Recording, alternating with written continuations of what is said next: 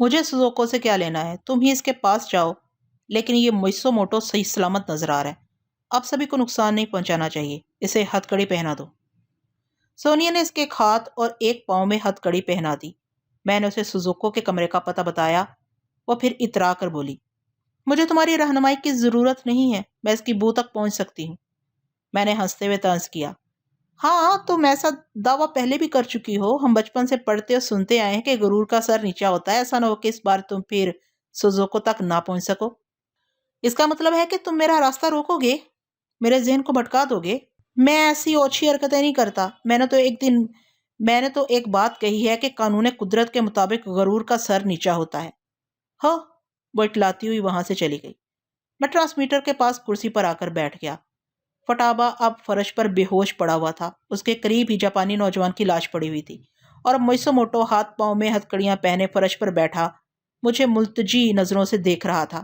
میں نے کہا، گھبراؤ نہیں، تمہارے ہاتھ پاؤں نہیں توڑے جائیں گے، تمہاری سلامتی اسی میں ہے کہ تم اس تنظیم کے متعلق جو کچھ جانتے ہو مجھے بتا دو۔ وہ لرزتی ہوئی آواز میں کہنے لگا، میں مہاتما بدھ کی قسم کھا کر کہتا ہوں کہ میں اس تنظیم کے متعلق کچھ زیادہ نہیں جانتا۔ میں براہ راست یاماگوچی کا ملازم ہوں، اس کے حکم کے مطابق میں نے فلم سازی کا چکر چلایا۔ اس کلا میں آ کر مجھے پتا چلا کہ یہ تنظیم بہت دور تک پھیلی ہوئی ہے، اور میرا باس یاماگوچی اس تنظیم کا ایک معمولی رکن ہے۔ یہ کہہ کر وہ خاموش ہو گیا۔ میں تھوڑی دیر تک اس کی سوچ پڑتا رہا، پتا چلا کہ وہ درست کہہ رہا ہے۔ میں نے کہا، اگر تم میجر یاماگوچی کے خلاف گواہی دو گے اور کوئی ثبوت پیش کرو گے تو میں تمہاری سزا میں کمی کرنے کی سفارش کر دوں گا۔ میں گواہی دوں گا کہ وہ کسی غیر ملکی طاقت کے لیے کام کر رہا ہے اور کرنل جوشوہو کے عہدے پر آنا چاہتا ہے۔ ٹوکیو میں اس کی اپنی رہائش گاہ کے علاوہ اس کا ایک چھوٹا سا بنگلہ ہے، جہاں بظاہر اس کی ایک بھتیجی اور اس کا شوہر رہتا ہے، لیکن دراصل وہ اس کا خفیہ اڈا ہے۔ اس کے ایک کمرے میں ایک بڑا ٹرانسمیٹر اور ضروری فائلیں رکھی ہوئی ہیں، ان میں تمہارا اور سونیا کا مکمل ریکارڈ موجود ہے۔ ویری گڈ، اس بنگلے کا پتہ بتاؤ۔ وہ بتانے لگا۔ میں نے فوراً ہی ٹرانسمیٹر آپریٹ کرنا شروع کیا۔ تھوڑی دیر میں کرنل جوشوہو سے رابطہ قائم ہو گیا۔ میں نے کرنل کو اس بنگلے کا پتہ بتاتے ہوئے کہا، آپ فوراً اس بنگلے پر چھاپہ ماریں، میجر یاماگوچی کے خلاف کافی ثبوت مل جائیں گے، اور آپ یہ بتائیں کہ ہمارے لیے اور کیا کر رہے ہیں۔ کرنل نے بتایا کہ ہمارے لیے حفاظتی اقدامات کیے جا رہے ہیں۔ 50 مسلح نوجوان طیارے کے ذریعے 1 گھنٹے کے اندر وہاں پہنچ جائیں گے۔ پھر کرنل نے کہا، سوزوکو کہاں ہے؟ تم لوگ مجھے اس کی آواز کیوں نہیں سنا رہے ہو؟ میں ایک باپ کی بے چینی کو سمجھ رہا تھا، اس وقت مجھے جھوٹ بولنا پڑا۔ جناب، وہ بخیریت ہے اور دوسرے کمرے میں آرام سے سو رہی ہے، اگر آپ کہیں تو میں اسے جگا کر یہاں لے آؤں؟ اوور، نہیں رہنے دو، پتہ نہیں وہ کتنی پریشانی اور تھکن کے بعد سو رہی ہے، جیسے ہی وہ بیدار ہو مجھے اس کی آواز سنا دینا۔ Over and all. میں نے مائع کو میز پر رکھ دیا۔ کافی دیر ہو گئی تھی، سونیا سوزوکو کو لے کر ابھی تک نہیں آئی تھی۔ میں نے فوراً ہی سونیا کے دماغ میں جھانک کر دیکھا، پھر ایک دم سے چونک کر کھڑا ہو گیا۔ اس کا دماغ شعور کی منزل سے بھٹک گیا تھا۔ میں نے اسے آواز دی، سونیا ہوش میں آؤ، میں فرہاد ہوں اور تمہیں آواز دے رہا ہوں۔ اس کے خیالات شرابی کی طرح بہک رہے تھے، نشے میں اس طرح لڑکھڑا رہے تھے کہ شعوری گفتگو کی خاص ترتیب تک نہیں پہنچ سکتے تھے۔ اس کے دماغ سے اتنا پتہ چل گیا کہ وہ نشے کی زیادتی سے اس حال کو پہنچی ہے۔ میرا خیال فوراً ہی گرلاش کی طرف گیا۔ میں نے تیزی سے دوڑ لگائی۔ میرا رخ اس کمرے کی طرف تھا جہاں آرتھر نے گرلاش کو بند کیا تھا، کیونکہ سونیا کی سوچ میری رہنمائی نہیں کر سکتی تھی کہ وہ کہاں ہے۔ میں پہلی منزل کے زینے اتر کر نیچے آیا جہاں بدستور تاریکی پھیلی ہوئی تھی۔ میں نے جیب سے لائٹر نکال کر اسے روشن کیا اور میز پر مومی شمع مجھے نظر آ گئی۔ اس میز کے پاس پہلی مرتبہ فٹابا نے مجھے چیلنج کیا تھا۔ اس نے میز پر اپنا ریوالور رکھ کر مجھ سے کہا تھا کہ میں اس ریوالور کو میز پر سے نہیں اٹھا سکتا کیونکہ اسے اپنے کنگ فو آرٹ پر بڑا ناز تھا، لیکن میں نے اسے دھوکہ دے کر ریوالور حاصل کر لیا تھا اور ان مومی شمعوں کو بجھا کر اندھیرے میں اس کی پٹائی کی تھی۔ اب میں نے انہی بجھی ہوئی شمعوں کو دوبارہ روشن کیا، پھر شمعدان کو اٹھا کر مختلف راہدریوں سے گزرتا ہوا اس کمرے کے سامنے پہنچا جہاں گرلاش کو بند کیا گیا تھا۔ اس کمرے کا دروازہ ٹوٹا ہوا نظر آیا۔ صاف ظاہر تھا کہ گرلاش دروازہ توڑ کر وہاں سے نکلا ہے۔ چونکہ وہ درندہ آزاد ہو چکا تھا، اس لیے میں نے بڑے محتاط انداز میں اس دروازے کو کھول کر دیکھا۔ کمرے میں صرف ایک بڑا پلنگ بچھا ہوا تھا، وہاں کوئی اور سامان نہیں تھا، البتہ 2 عورتیں سامان کی طرف پلنگ پر پڑی ہوئی تھیں۔ ان میں ایک رینی تھی اور دوسری سونیا۔ میں نے اس کے قریب آ کر اسے جھنجھوڑتے ہوئے آواز دی۔ پریشانی میں یہ یاد نہ رہا کہ سونیا اسی حالت میں جواب نہ دے سکے گی۔ میں اس کے دماغ پر دستک دینے لگا، مگر اس کی بہت سی سوچیں آپس میں گڑمٹ تھیں۔ دماغ کے کسی گوشے سے میری دستک کا جواب نہیں آ رہا تھا۔ مجھے روتھ کی باتیں یاد آئیں کہ ایک آدھ بار گرلاش کے زہر سے جانی نقصان کا اندیشہ نہیں ہوتا۔ رینی بھی ایک بار اس کے دانتوں کا شکار ہو کر دوبارہ اس کی آرزو کر چکی تھی۔ اس کا مطلب یہی تھا کہ سونیا کے لیے بھی جان کا خطرہ نہیں ہے۔ اچانک میرے دماغ میں ایک سوال پیدا ہوا، لاش دروازہ توڑ کر یہاں سے باہر کیوں گیا ہے؟ انسان ضدی بن کر ایسی حرکتیں کرتا ہے، اور اگر لاش سوزوکو کو حاصل کرنے کی ضد کر رہا تھا۔ یہ سوچتے ہی میں سوزوکو کے کمرے کی طرف بھاگنے لگا۔ چور راستے سے گزرتے وقت میں سوزوکو کے دماغ میں جھانک کر دیکھتا جا رہا تھا۔ وہ کسی سے کہہ رہی تھی، او میں تمہیں پہچان گئی، جب تم ڈیڈی سے مل کر واپس جا رہے تھے تو میں نے تمہیں کوریڈور سے گزرتے دیکھا تھا۔ تم فرہاد ہو نا؟ میں تاریک راستوں پر دونوں طرف کی دیواروں کو چھوتا ہوا تیزی سے دوڑتا جا رہا تھا۔ آخر میں اس ریوالونگ دیوار تک پہنچ گیا۔ سوزوکو کہہ رہی تھی، تم گونگے کی طرح صرف سر کیوں ہلا رہے؟ کچھ منہ سے تو بولو۔ وہ اپنے سامنے کھڑے نکلی فرہاد کو دیکھ رہی تھی۔ اس کی سوچ سے پتہ چل رہا تھا کہ گرلاش اپنے دونوں بازو پھیلا کر اسے اپنی آغوش میں بلا رہا ہے۔ سوزوکو نے کہا، یہ کیا حرکت ہے؟ ڈیڈی نے تمہیں میری حفاظت کے لیے بھیجا ہے اور تم بری نیت سے میری طرف بڑھ رہے ہو۔ وہ پیچھے ہٹ رہی تھی۔ گرلاش نے جھپٹ کر اسے پکڑ لیا۔ اس سے پہلے کہ وہ اسے اپنے بازوؤں میں جکڑ لیتا، میں ریوالونگ دیوار کے ساتھ گھومتا ہوا کمرے میں پہنچ گیا۔ وہ فوراً ہی پلٹ گیا۔ مجھے دیکھتے ہی اس نے سوزوکو کے ہاتھ کو جھٹکا دے کر اسے پلنگ کی طرف پھینک دیا اور میرے سامنے تن کر کھڑا ہو گیا۔ سوزوکو اوندھے منہ بستر پر گری تھی۔ پھر اس نے سر اٹھا کر میری طرف دیکھتے ہوئے کہا، جوتنسو تم ٹھیک وقت پر آئے۔ یہ بدماش فرہاد میری عزت سے کھیلنا چاہتا تھا۔ میں نے مسکراتے ہوئے کہا، یہ فرہاد نہیں ہے، فرہاد کا چربا ہے۔ چربی اتنی ہو گئی ہے کہ بول نہیں سکتا۔ یہ کہنے کے دوران میں اپنے چہرے سے ماسک اتارنے لگا۔ گرلاش مجھ پر حملہ کرنا چاہتا تھا، لیکن مجھ میں تبدیلی آتے دیکھ کر وہ ذرا ٹھہر گیا، انتظار کرنے لگا کہ ماسک کے پردے کے پیچھے کون ہے۔ تھوڑی دیر بعد پردہ اٹھ گیا۔ سوزوکو کا منہ حیرت سے کھل گیا کیونکہ اس کے سامنے دوسرا فرہاد کھڑا ہوا تھا۔ ادھر بھی فرہاد، ادھر بھی فرہاد۔ اس کے دیدے گھڑی کے پینڈولم کی طرح ادھر سے ادھر ہونے لگے۔ گرلاش میرا اصلی روپ دیکھتے ہی گرانے لگا۔ وہ کنگ فو کے انداز میں پنتیرا بدل کر فضا میں کراٹے کے زاویے بنا رہا تھا۔ میں بھی جواباً کی یا کی آوازیں نکالتا ہوا مقابلے کے لیے تیار ہو گیا۔ وہ یوں ہا کرتا ہوا اور فضا میں دونوں ہاتھ چلاتا ہوا میری طرف بڑھا۔ میں اس کے حملوں کو روکتا ہوا پیچھے ہٹنے لگا۔ یہ مجھے یاد تھا کہ پیچھے زیادہ دور جاؤں گا تو دیوار سے ٹکرا جاؤں گا، لہٰذا ٹکرانے سے پہلے میں زمین پر گرا، پھر اسے سلیپنگ کک مارتا ہوا دوسری طرف لڑکتا ہوا اچھل کر کھڑا ہو گیا۔ میری ٹھوکر کھا کر وہ بھی گر پڑا تھا، مگر چشم و زن میں جمناسٹک کے کھلاڑی کی طرح الٹی کلا بازی کھا کر کھڑا ہو گیا۔ پھر ایک بار ہم ایک دوسرے کے سامنے ڈٹ کر کھڑے ہو گئے تھے۔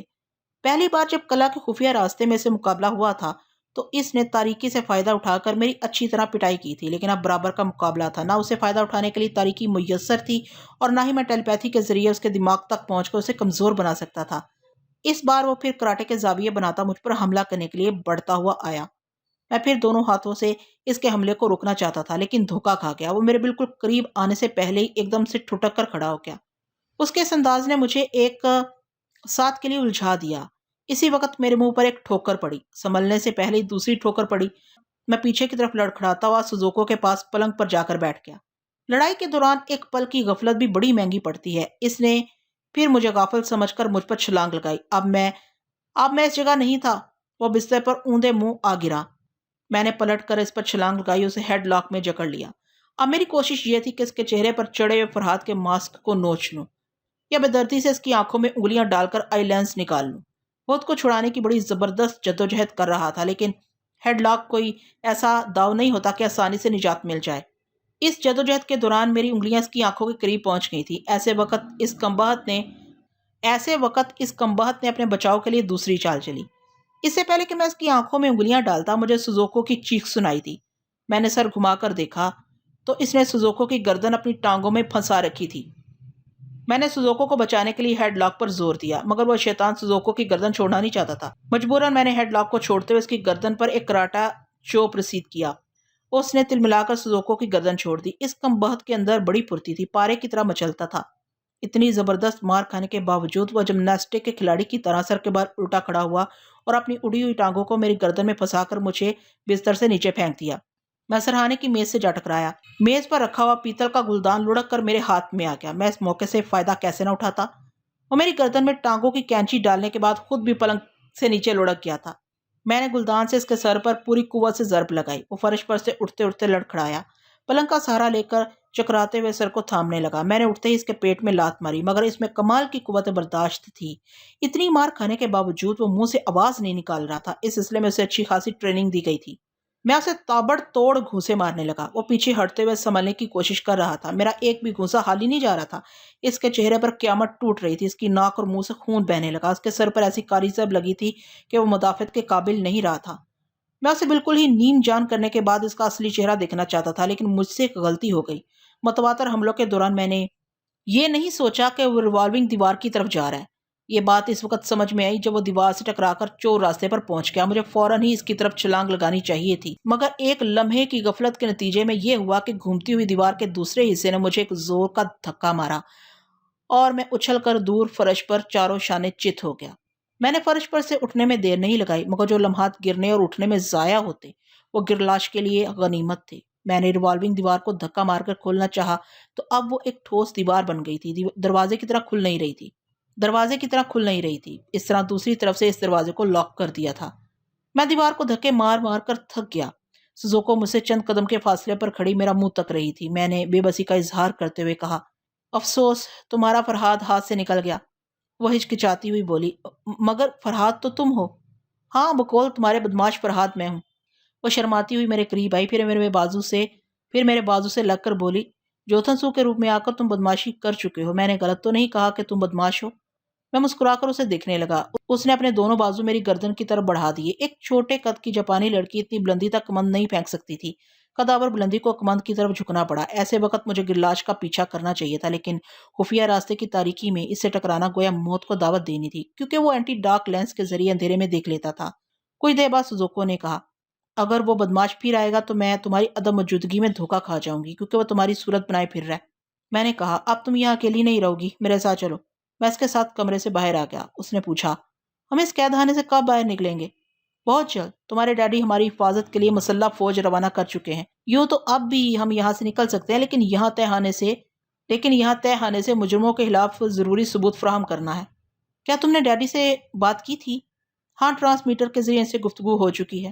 میں بھی ڈیڈی کی آواز سننا چاہتی ہوں۔ یوں لگتا ہے کہ ان سے بچھڑے صدیاں گزر گئیں۔ میں تھوڑی دیر بعد ان کی آواز سنا دوں گا، ابھی مجھے سونیا کی فکر ہے۔ میں نے سنا ہے کہ سونیا خطرناک فائٹر ہے، تم اس کی فکر کیوں کرتے ہو؟ وہ خود اپنی حفاظت کر لے گی۔ میں اس کے ساتھ زینے اترتا ہوا نیچے ہال میں آ گیا، پھر وہاں سے سونیا کی طرف جاتے ہوئے کہنے لگا، جو شخص فرہاد کے روپ میں تمہارے پاس آیا تھا وہ ایک زہریلا آدمی ہے، اس کا نام گرلاش ہے۔ گرلاش کے دانتوں کا زہر سونیا کے جسم میں پھیل گیا ہے، وہ اس قابل نہیں ہے کہ اپنی حفاظت آپ کر سکے، اس لیے ہم پہلے اس کی طرف جا رہے ہیں۔ وہ ناگواری سے بولی، جب اس کے جسم میں زہر پھیل گیا تو وہ مر چکی ہوگی۔ نہیں، وہ زہر زود و اثر نہیں ہے، اپنے ابتدائی مراحل میں صرف نشاور ہے۔ وہ بڑبڑانے لگی، تم خواہ مخواہ وقت ضائع کرو، کیا تم سوچ نہیں سکتے کہ میں ڈیڈی سے ملنے کے لیے کتنی بےتاب ہوں؟ میں نے ناگواری سے کہا، تم خواہ مخواہ اپنی ضد منوانے کی کوشش نہ کرو۔ وہ ایک دم سے چڑ گئی۔ اسے اس بات پر ناز تھا کہ اس کا باپ کرنل ہے۔ اس نے کسی کی زیادتی برداشت کرنا سیکھا نہیں تھا، مگر وہ پیار کے نام پر میری زیادتیاں برداشت کر چکی تھی، ایک طرح سے مات کھا چکی تھی۔ اس کے باوجود اسے ناز تھا کہ میں اس کے باپ کا ماتحت ہوں، لہٰذا مجھے چھوکری کا بھی ماتحت بن کر رہنا چاہیے۔ وہ غصے سے بولی، فرہاد اپنی اوقات میں رہو، مجھ سے اس انداز میں گفتگو نہ کرو، اگر میں ڈیڈی سے شکایت کر دوں تو جانتے ہو کیا ہوگا؟ کچھ نہیں ہوگا بیبی، اپنی خوش فہمی ختم کر دو۔ میں نے اسے متصر سا جواب دیا، کیونکہ میں اسی ٹوٹے ہوئے دروازے کے پاس پہنچ چکا تھا جس کے پیچھے ایک پلنگ پر رینی اور سونیا کو چھوڑ گیا تھا۔ اس ٹوٹے ہوئے دروازے کو کھول کر اندر جانے سے پہلے ہی میں ٹھٹک گیا، کیونکہ کلا کے باہر سے فائرنگ کی آوازیں سنائی دے رہی تھیں۔ جہاں ہم کھڑے ہوئے تھے اس کی پچھلی دیوار پر ایک چھوٹا سا روشن دان تھا، اسی روشن دان سے باہر کی آوازیں آ رہی تھیں۔ پھر کوئی لاؤڈ سپیکر سے بولنے لگا، مسٹر فٹابا، ہیلو مسٹر فٹابا، اگر آپ بحیریت ہیں تو ہمیں جواب دیں۔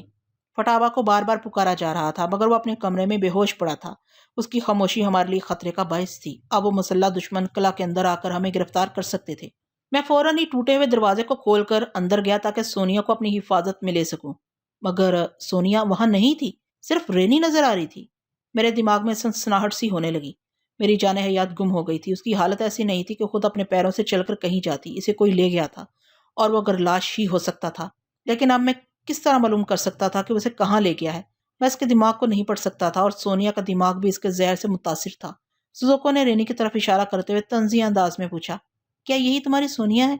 میں اسے گھورتا ہوا کمرے سے باہر آ گیا۔ سوزوکو جتنی حسین تھی اتنی بد دماغ بھی تھی، اور میں سونیا کے سامنے ایسی ہزار حسیناؤں کو ٹھکرا سکتا تھا۔ میں کمرے سے باہر آیا تو اب لاؤڈ سپیکر سے آواز آ رہی تھی، جو لوگ قلعہ کے اندر ہماری آواز سن رہے ہیں ہم انہیں وارننگ دیتے ہیں، ان کی خاموشی انہیں مہنگی پڑے گی، ان کی جان بخشی اسی صورت میں ہو سکتی ہے کہ وہ قلعہ کا دروازہ کھول دیں۔ تب مجھے یاد آیا کہ قلعہ کا بڑا سا آہنی دروازہ اندر سے بند ہے۔ اور یہاں سے کوئی جا کر ہی اسے کھول سکتا ہے۔ پھر مجھے یاد آیا کہ جس چور راستے پر میں بار بار بھٹکتا رہا ہوں، اس راستے کا آخری سرا بھی قلعے سے باہر جاتا ہے۔ کیا اس قلعے کا محاصرہ کرنے والے دشمن اس راستے سے اندر نہیں آ سکتے؟ کیا گرلاش اسی راستے سے سونیا کو باہر نہیں لے جا سکتا؟ گرلاش جس طرح مجھ سے پیچھا چھڑا کر بھاگ گیا تھا اور وہاں سے میری سونیا گم ہو گئی تھی، تو ان حالات میں یہی بات سمجھ میں آئی کہ گرلاش اب اس قلعہ میں تنہا میرے مقابلے کے لیے نہیں ٹھہرے گا۔ وہ مجھے چیلنج کرنے کے لیے یا مجھے اپنے طاقتوں پر مجبور کرنے کے لیے سونیا کو اٹھا کر لے گیا تھا۔ سپر ماسٹر کی تنظیم کے تمام اہم اہلکار یہ یقینی طور پر سمجھتے ہوں گے کہ میں سونیا کی خاطر جہنم میں بھی پہنچ سکتا ہوں اور اسے حاصل کرنے کے لیے ان کے بچھائے ہوئے دام میں آ سکتا ہوں۔ وہ کمبخت گرلاش مجھے خطرے کی دعوت دے گیا تھا کہ آؤ اور میرے زہریلے دسترخوان سے سونیا کو اٹھا کر لے جاؤ۔ میں سوزوکو کو لے کر چلتا ہوا فٹابا کے کمرے میں آیا۔ فٹابا فرش پر بے ہوش پڑا تھا۔ جاپانی نوجوان کی لاش بھی اسی طرح پڑی ہوئی تھی اور موئسو موٹو اپنے ہاتھ میں ہتھکڑی لیے بیٹھا تھا۔ سونیا نے اسے جو ہتھکڑی پہنائی تھی وہ کھل گئی تھی۔ ایسے وقت اسے اپنی حفاظت کے لیے کچھ کرنا چاہیے تھا۔ اگر وہ کچھ کرنے کے قابل نہیں تھا تو وہاں سے بھاگ کر اپنے آدمیوں کے لیے قلعہ کا دروازہ کھول سکتا تھا، مگر وہ بہت ہی بزدل تھا، اپنی جگہ جوں کا توں بیٹھا ہوا تھا۔ میں نے اسے پوچھا، تمہاری یہ ہتھکڑی کس نے کھولی ہے؟ اس نے ہتھکڑی کو میرے قدموں پر رکھتے ہوئے کہا، میں نے نہیں کھولی ہے، میرے ہاتھ پاؤں نہ توڑنا۔ وہ گرلاش سونیا کو کاندھے پر اٹھا کر یہاں آیا تھا۔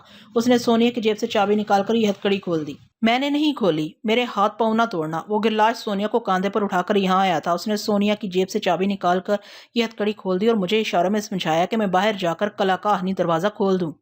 گرلاش سونیا کو کہاں لے کر گیا ہے؟ وہ پھر گڑبڑا کر کہنے لگا، میں کچھ نہیں جانتا، میرے ہاتھ پاؤں نہ توڑنا۔ میں نے اسے ایک ٹھوکر مارتے ہوئے کہا، تعجب ہے میجر یاماگوچی تم جیسے بزدل آدمی سے کیسے کام لیتا ہے؟ میں کبھی خون خرابے میں شریک نہیں ہوا، میں سیدھے سادے کام کرتا ہوں، اس لیے میجر یاماگوچی نے مجھے ایک فلم ساز بنا دیا ہے۔ میں نے اس کی ہتھکڑی بڑھاتے ہوئے کہا، تم سے کوئی نقصان نہیں پہنچ سکتا، پھر بھی اسے پہن کر بیٹھو، اچھے لگتے ہو۔ اس نے بلا چوچرا اپنے ایک ہاتھ اور ایک پاؤں میں ہتھکڑی پہن لی۔ اس کی چابی میں نے اپنی جیب میں رکھ لی۔ اس کے بعد میں سوزوکو کو ساتھ لے کر روت کے پاس پہنچا۔ آرتھر فرش پر بے ہوش و حرکت پڑا ہوا تھا۔ روت مجھے دیکھتے ہی بستر پر اٹھ بیٹھی۔ اب میں اپنے اصلی روپ میں تھا، اس لیے اس نے مجھے گرلاش سمجھ لیا۔ میں نے اسے یقین دلایا کہ میں فرحات ہوں، پھر اس سے پوچھا، اب تمہارے بازو کی تکلیف کیسی ہے؟ اب آرام ہے، میں تمہارا احسان کبھی نہ بھولوں گی۔ ہاں، یادداشت اچھی رہی تو کبھی نہ بھولو گی۔ آؤ اب میرے ساتھ چلو اور میری رہنمائی کرو کہ وہ چور راستہ کس طرف سے قلعہ کے باہر لے جاتا ہے۔ میں گرلاش کا پیچھا کرنا چاہتا ہوں۔ وہ اٹھ کر الماری کے پاس گئی۔ الماری کھول کر ریوالور بھی نکال سکتی تھی، لیکن میں نے اسے نہیں روکا کیونکہ اس کی سوچ نے بتا دیا تھا کہ وہ ایک ٹارچ نکال رہی ہے۔ وہ ٹارچ لے کر میرے اور سوزوکو کے ساتھ چلتی ہوئی چور راستے کی طرف جانے لگی۔ سوزوکو نے جھنجھلا کر کہا، میں تمہارے ساتھ کہاں بھاگتی رہوں گی، تم مجھے ڈیڈی سے کیوں نہیں ملا رہے ہو؟ ابھی ڈیڈی سے ملنا ضروری نہیں ہے۔ اگر میں تمہاری ضد پوری کروں گا تو اتنی دیر میں سونیا مجھ سے پتہ نہیں کتنی دور چلی جائے گی۔ ہم تیزی سے بڑھتے جا رہے تھے۔ سوزوکو اچانک ہی پاؤں پٹکتی ہوئی بولی، میں تمہارے ساتھ کہیں نہیں جاؤں گی، پہلے تمہیں میری بات ماننی ہوگی۔ میں نے اس کا ہاتھ پکڑ کر گھسیٹتے ہوئے کہا، تم یہ نخرے اپنے باپ کے سامنے دکھانا، ابھی میرے ساتھ سیدھی طرح چلو، ورنہ موئسو موٹو کی طرح تمہیں ہتھکڑی پہنا کر بٹھا دوں گا۔ وہ مجبوراً جھنجھلاتی ہوئی اور غصے میں بڑبڑاتی ہوئی میرے ساتھ گھسٹتی چلی گئی۔ ہم پہلی منزل کے زینے کے قریب سے گزر رہے تھے۔ اسی وقت لاؤڈ سپیکر سے آواز سنائی دی، فرحات، تمہیں یہ خوشخبری سنائی جاتی ہے کہ اس وقت سونیا ہمارے قبضے میں ہے۔ اگر تم اس کی سلامتی چاہتے ہو تو قلعہ کے دروازے کو کھول دو۔ میں چند لمحوں کے لیے گمسم کھڑا رہ گیا۔ مجھے یقین نہیں آ رہا تھا کہ گرلاش سونیا کو لے کر میری پہنچ سے دور چلا گیا اور اب وہ لوگ میری کمزوری سے کھیل رہے ہیں۔ یہ بھی تو ہو سکتا ہے کہ وہ لوگ مجھے دھوکہ دے رہے ہوں اور سونیا ان کے قبضے میں نہ ہو۔ جو شخص لاؤڈ سپیکر کے ذریعے مجھ تک اپنی آواز پہنچا رہا تھا، میں اس کی آواز کے ذریعے اس کے دماغ تک پہنچ کر سچائی ٹٹولنے لگا۔ وہ سوچ رہا تھا، اتنی دیر ہوگی، فرحات کی طرف سے جواب نہیں مل رہا ہے، مجھے پھر اسے وارننگ دینی چاہیے۔ یہ سوچتے ہی وہ بلند آواز سے بولنے لگا، فرحات، ہم 10 تک گن رہے ہیں، اگر تم نے جواب نہیں دیا تو اس اسپیکر کے ذریعے سونیا کی چیخ سنو گے۔ اس کی سوچ بتا رہی تھی کہ اس کے سامنے کھڑے ہوئے ایک نوجوان نے مائکرو فون کا سوئچ آف کر دیا۔ اب ان کی آواز مجھ تک نہیں پہنچ سکتی تھی، لیکن میں سن رہا تھا۔ سوئچ آف کرنے والے نوجوان نے اپنے ساتھی سے کہا، ذرا سوچ سمجھ کر فرحات کو وارننگ دو، سونیا بے ہوش پڑی ہے، ایسی حالت میں ہم اسے اذیتیں پہنچا کر چیخنے پر مجبور نہیں کر سکتے۔ لاؤڈ سپیکر کے ذریعے بولنے والے نوجوان نے سر کھجاتے ہوئے کہا، یہ تو میں نے سوچا ہی نہیں تھا، مگر کسی نہ کسی طرح سے سونیا کی آواز تو سنانی ہوگی، ورنہ وہ یقین نہیں کرے گا۔ تم ذرا جا کر سونیا کی حالت دیکھو اور معلوم کرو کہ کب تک ہوش میں آ سکتی ہے۔ یہ کہہ کر اس نے مائک کے سوئچ کو آن کیا، پھر اپنی دھمکی کے مطابق بہت ٹھہر ٹھہر کر گنتی گننے لگا۔ اس کا ساتھی سونیا کی خیریت معلوم کرنے کے لیے قلعہ کے پچھلے حصے کی طرف گیا، مگر اب وہاں سونیا نہیں تھی۔ وہاں کھڑے ہوئے ایک مسلح نوجوان نے بتایا کہ گرلاش ایک ویگن کار میں سے لے گیا ہے۔ یہ میرے اور سونیا کے حق میں بہت برا ہوا تھا۔ اب چور راستے سے بھی قلعہ سے باہر جانا خطرے سے خالی نہیں تھا، کیونکہ چاروں طرف ان کے آدمی پھیلے ہوئے تھے۔ روت نے مجھے خاموش دے کر پوچھا، تم خاموش کیوں کھڑے ہو؟ وہ دستک گن رہا ہے، اگر تم نے جواب نہیں دیا تو وہ سونیا کو اذیتیں پہنچائیں گے۔ میں نے کہا، گرلاش نے سونیا کو بے ہوش کر دیا ہے۔ تم نے ہی مجھے بتایا تھا کہ گرلاش کے زہر میں نشے کی انتہا ہے، لہٰذا سونیا اتنی جلدی ہوش میں نہیں آئے گی اور نہ ہی وہ لوگ اسے چیخنے پر مجبور کر سکیں گے۔ اتنی دیر میں وہ دستک گن چکا تھا اور اب پھر مجھے کھوکھلی سی دھمکی دے رہا تھا۔ سنو فرحات، 10 گننے کے باوجود ہم مروت سے کام لے رہے ہیں، لہٰذا فوراً جواب دو ورنہ سونیا کو اذیتیں پہنچائی جائیں گی۔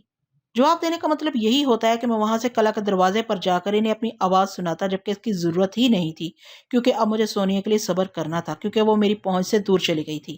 میں نے روت سے کہا، میں پھر تمہیں دوست کی حیثیت سے آزمانا چاہتا ہوں، کیا تم مجھے بتاؤ گی کہ گرلاش سونیا کو کہاں لے جا سکتا ہے؟ گرلاش تو اس قلعے سے باہر لے گیا ہے، لاؤڈ سپیکر سے تو یہی کہا جا رہا ہے۔ وہ لوگ غلط کہہ رہے تھے، روت نے مجھے گہری دلچسپی سے دیکھتے ہوئے پوچھا۔ مائی گڈنس، کیا تم ٹیلی پیتھی کے ذریعے ان کی غلط باتوں کو سمجھ رہے ہو؟ میں نے انکار میں سر ہلاتے ہوئے کہا، نہیں، میں نے اپنے ریکارڈ میں یہ ضرور پڑھا ہے کہ کبھی میں ٹیلی پیتھی جانتا تھا، لیکن سپر ماسٹر نے مجھے ذہنی جھٹکے پہنچا کر میری یادداشت گم کر دی۔ کاش کہ مجھے میرا ماضی یاد آ جاتا، یا کم سے کم میری ٹیلی پیتھی کی صلاحیتیں مجھے واپس مل جاتی۔ تو پھر تم یہ کیسے کہہ سکتے ہو کہ وہ لوگ غلط کہہ رہے ہیں؟ عقل بھی کوئی چیز ہے، کیا تم نہیں دیکھ رہی ہو کہ وہ لوگ ابھی تک صرف دھمکیاں دے رہے ہیں؟ حقیقت کو میں سمجھتا ہوں۔ گرلاش مجھ سے بری طرح مار کھا چکا ہے اور اب وہ مجھے اسی طرح زیر کر سکتا ہے کہ سونیا کو مجھ سے دور لے جائے تاکہ میں اس کا پیچھا کروں، اور وہ مجھے کہیں اچھی طرح گھیر کر سونیا اور مجھے سپر ماسٹر کے حوالے کر دے۔ اس لیے میں یقین سے کہتا ہوں کہ سونیا اب یہاں نہیں ہے۔ تم مجھے بتاؤ کہ گرلاش اسے کہاں لے جا سکتا ہے؟ میں اس کے ساتھ باتیں کرتا ہوا چور راستے تک پہنچ گیا۔ اس بات کا اندیشہ تھا کہ مسلح دشمن میرا جواب نہ پا کر چور راستے سے اندر آ سکتے ہیں۔ روت کا دماغ تیزی سے سوچ رہا تھا کہ گرلاش وہاں سے فرار ہو کر کہاں جا سکتا ہے۔ وہ پوری دیانتداری سے میری اور سونیا کی بھلائی کے لیے سوچ رہی تھی۔ بدلتے ہوئے وقت کے ساتھ انسان کس طرح بدل جاتے ہیں۔ روت جو میری دشمن تھی، دوست بن کر سوچ رہی تھی، اور میرے دوسری طرف میری ساتھ چلنے والی سزوکو، جسے دوست بن کر رہنا چاہیے تھا، وہ دشمن بن کر مجھے اور سونیا کو دل دل میں گالیاں دے رہی تھی۔ ابھی میری باتیں سن کر اسے بھی یقین ہو گیا تھا کہ میں ٹیلی پیتھی نہیں جانتا ہوں اور اس کے دماغ سے ابلنے والی گالیوں کو نہیں سن رہا ہوں۔ بعض اوقات بہت کچھ سن کر بھی برداشت کرنا پڑتا ہے، اور میں تو بہت مجبور تھا۔ اپنی ٹیلی پیتھی کی صلاحیتیں ظاہر کر کے اس کے منہ پر تماچا مار سکتا تھا۔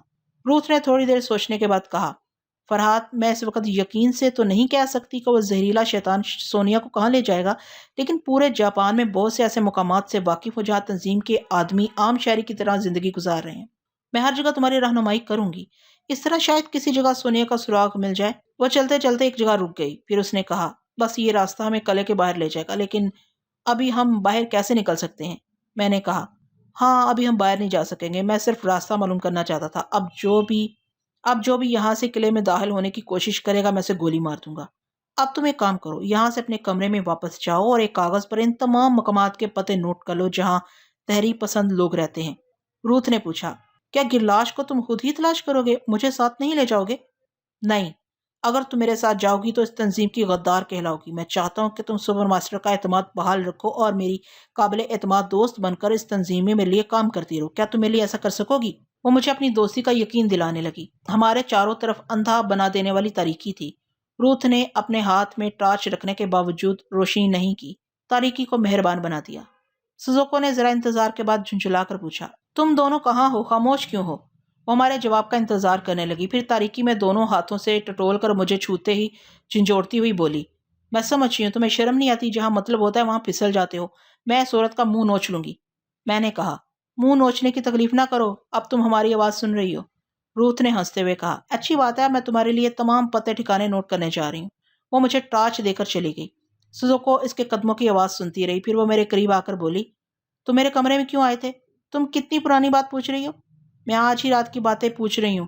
پہلے جب میں کمرے میں تنہا تھی اور لباس اتار کر سونے جا رہی تھی تو ٹھیک اسی وقت تم چور دروازے سے اچھل کر میرے بستر پر آ گئے، اور دوسری بار میں روت کے کمرے میں سو رہی تھی، تم وہاں بھی صرف آئے نہیں بلکہ بڑی بے حیائی سے میرے پاس آ کر لیٹ گئے۔ اب سمجھ میں آیا کہ تم بہت پہلے ہی مجھے برباد کرنے کا پروگرام بنا چکے تھے۔ تم شیطان ہو۔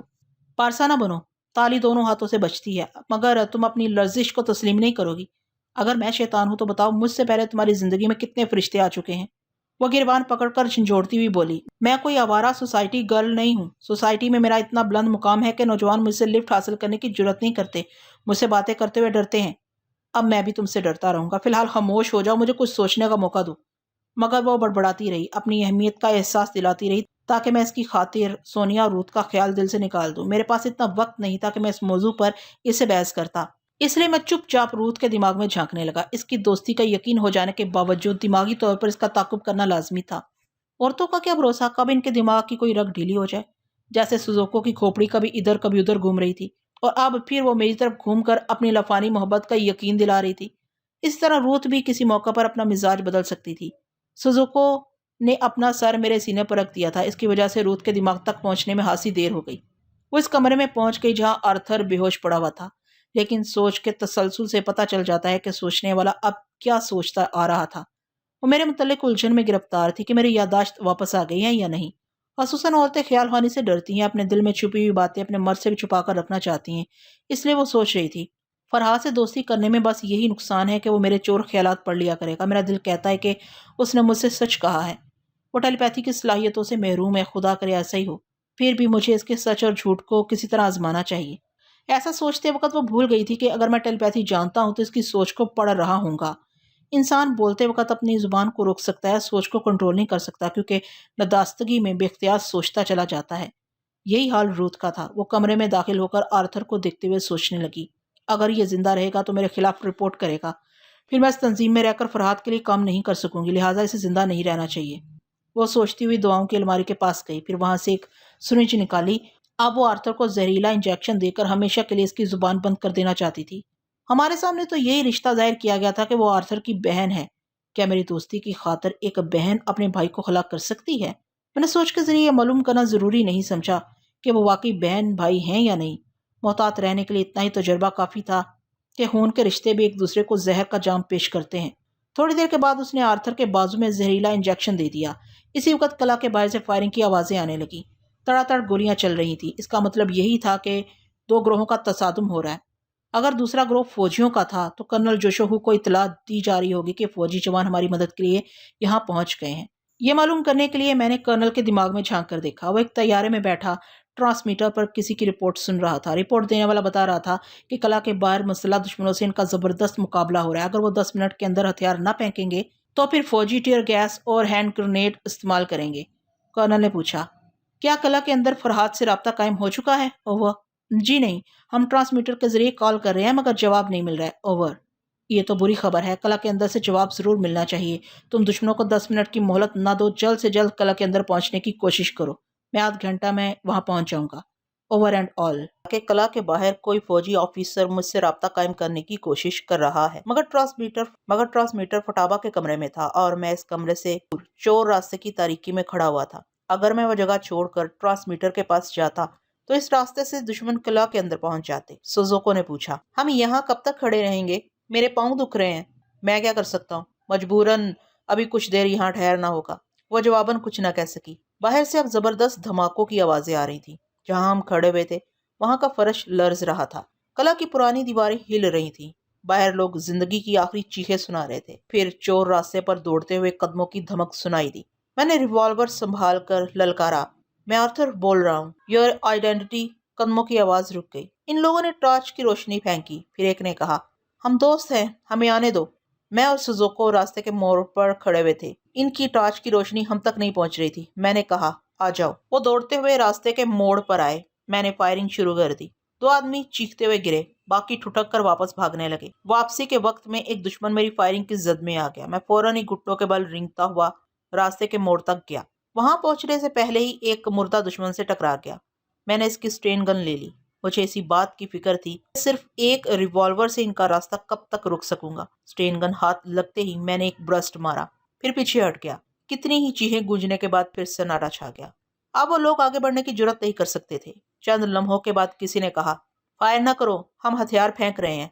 मैंने कहा, किला के बाहर जाकर हथियार फेंको, यहाँ से बहरहाल मैं फायरिंग करूंगा।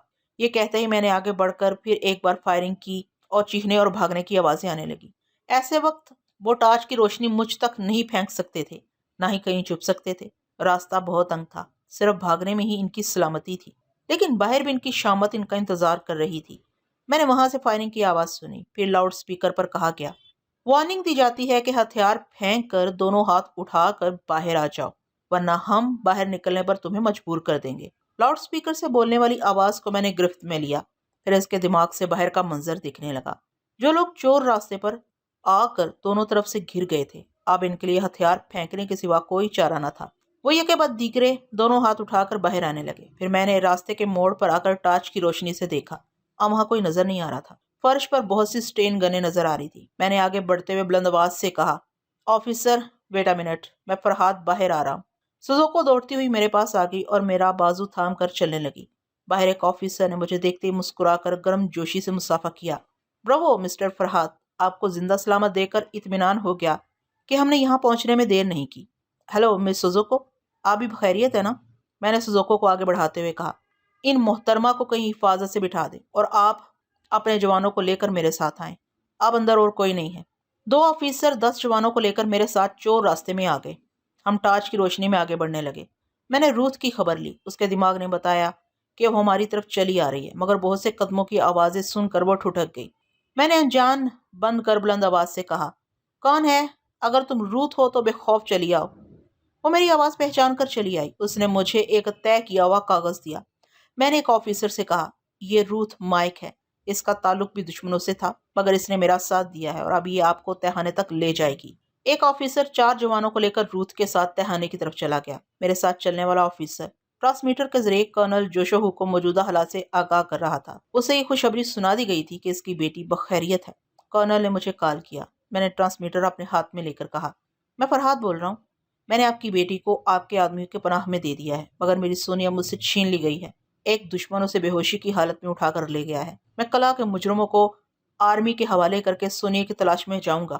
اوور۔ فرحاد ابھی نہ جانا، میرا انتظار کرو، میں اب وہاں پہنچنے ہی والا ہوں۔ ہم سب سونیا کو واپس لانے کے لیے ایڑی چوٹی کا زور لگا دیں گے، تم فکر نہ کرو، میرا جہاز لینڈ کر رہا ہے۔ Over and all. ہم چور راستے سے نکل کر اس کمرے میں آئے جہاں میری تصویر لگی ہوئی تھی۔ آفیسر نے اس تصویر کو دیکھ کر حیرانی کا اظہار کیا۔ میں نے اسے سمجھا دیا کہ وہ سب دشمنوں کی ڈرامہ بازی تھی۔ یہاں ایک نقلی فرحاد اور سونیا تحلیق کیے جا رہے تھے۔ سونیا کا رول روتھ ادا کر رہی تھی اور گرلاش نامی ایک زہریلا آدمی فرحاد بن کر سونیا کو لے گیا ہے۔ آفیسر نے 2 نوجوانوں کو کلاکاہنی دروازہ کھولنے کے لیے بھیج دیا۔ اس کے بعد ہم آرتھر کے کمرے میں آئے۔ وہ مردہ پڑا ہوا تھا۔ فٹابا اپنے کمرے میں فرش پر پڑا تکلیف سے کراہ رہا تھا۔ مویسوموٹو کو حراست میں لے لیا گیا۔ پاس والے کمرے میں بوڑھا مائک رسیوں سے بندھا ایک بستر پر آرام سے سو رہا تھا۔ میں نے آفیسر کو بتایا کہ وہ بوڑھا پاگل اور بے ضرر ہے، اسے مینٹل اسپتال بھیج دیا جائے۔ اس پاگل کی وجہ سے مجھے چور راستوں کا علم ہوا تھا۔ تھوڑی دیر بعد کتنے ہی مسلح نوجوان کلا کے اندر آ گئے۔ میں نے آفیسر کو رینی کے پاس بھی پہنچا دیا۔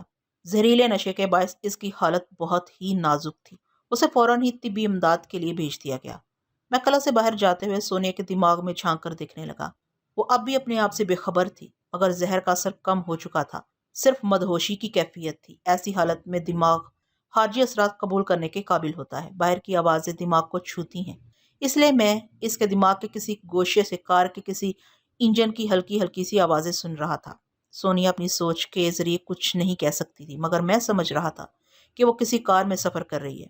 میں اسے رابطہ قائم کرنے کے لیے بے چین تھا۔ ناکامی کا یقین ہونے کے باوجود میں نے اس کے دماغ کو چھیڑا، اسے آوازیں دی، مگر اس کی سوچیں شرابی کی طرح جھوم جھوم کر رہ گئیں۔ کسی شرابی کو کھٹی چیزیں کھلا کر اس کا نشہ توڑا جاتا ہے، سوچ کے ذریعے توڑنے کی کوئی صورت نہیں تھی۔ میں سوچتا ہوا کلا کے باہر آیا تو دن نکل چکا تھا۔ میں نے روتھ کے دیے ہوئے کاغذ کو کھول کر دیکھا۔ اس پر 12 مرد اور عورتوں کے پتے درج تھے۔ وہ سب اس تنظیم سے تعلق رکھتے تھے اور جاپان کے 4 بڑے جزیروں میں پھیلے ہوئے تھے۔ اس وقت میں چوتھے بڑے جزیرے کویوشو میں تھا۔ کویوشو میں 1 مرد اور 2 عورتوں کے پتے تھے۔ ان میں سے ایک عورت شہر کوماموٹو میں، ایک مرد شہر گوشیما میں اور دوسری ایک عورت میزاکی میں مقیم تھی۔ گرلاش فوری طور پر انہی 3 شہروں کی طرف سونیا کو لے جا سکتا تھا۔ میں نے کلا کے احاطے سے باہر آ کر دیکھا۔ بہت دور کرنل جوشوہو ایک گاڑی کے پاس کھڑا ہوا اپنی بیٹی سے باتیں کر رہا تھا۔ اس کی پشت میری جانب تھی، اس لیے وہ مجھے دیکھ نہ سکا۔ سوزوکو اس سے میری شکایتیں کر رہی تھی کہ میں نے اس کے ساتھ بہت ہی برا رویہ اختیار کیا تھا۔ کرنل نے برے رویے کی وضاحت چاہی تو اس نے کہا، فرحاد میری بات نہیں مانتا تھا۔ میں نے کئی بار کہا کہ میں آپ سے باتیں کرنا چاہتی ہوں، مگر اس نے مجھے آپ کی آواز نہیں سنائی، بلکہ دیوانے عاشق کی طرح سونیا کو تلاش کرتا رہا۔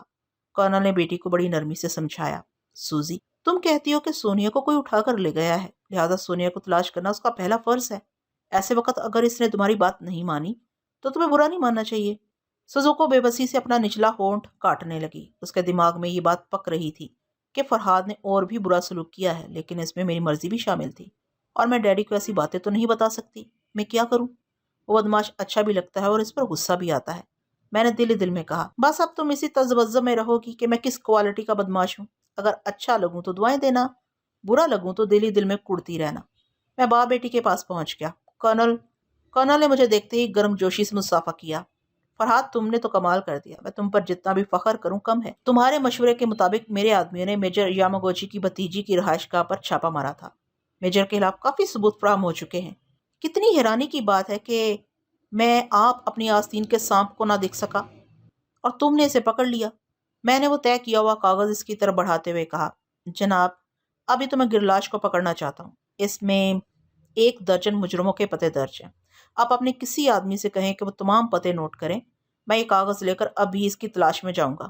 کرنل نے کاغذ کھول کر دیکھتے ہوئے پوچھا، پہلے تم کس طرف جانا چاہتے ہو؟ میں نے بتایا کہ گرلاش کسی کار میں سونیا کو لے گیا ہے۔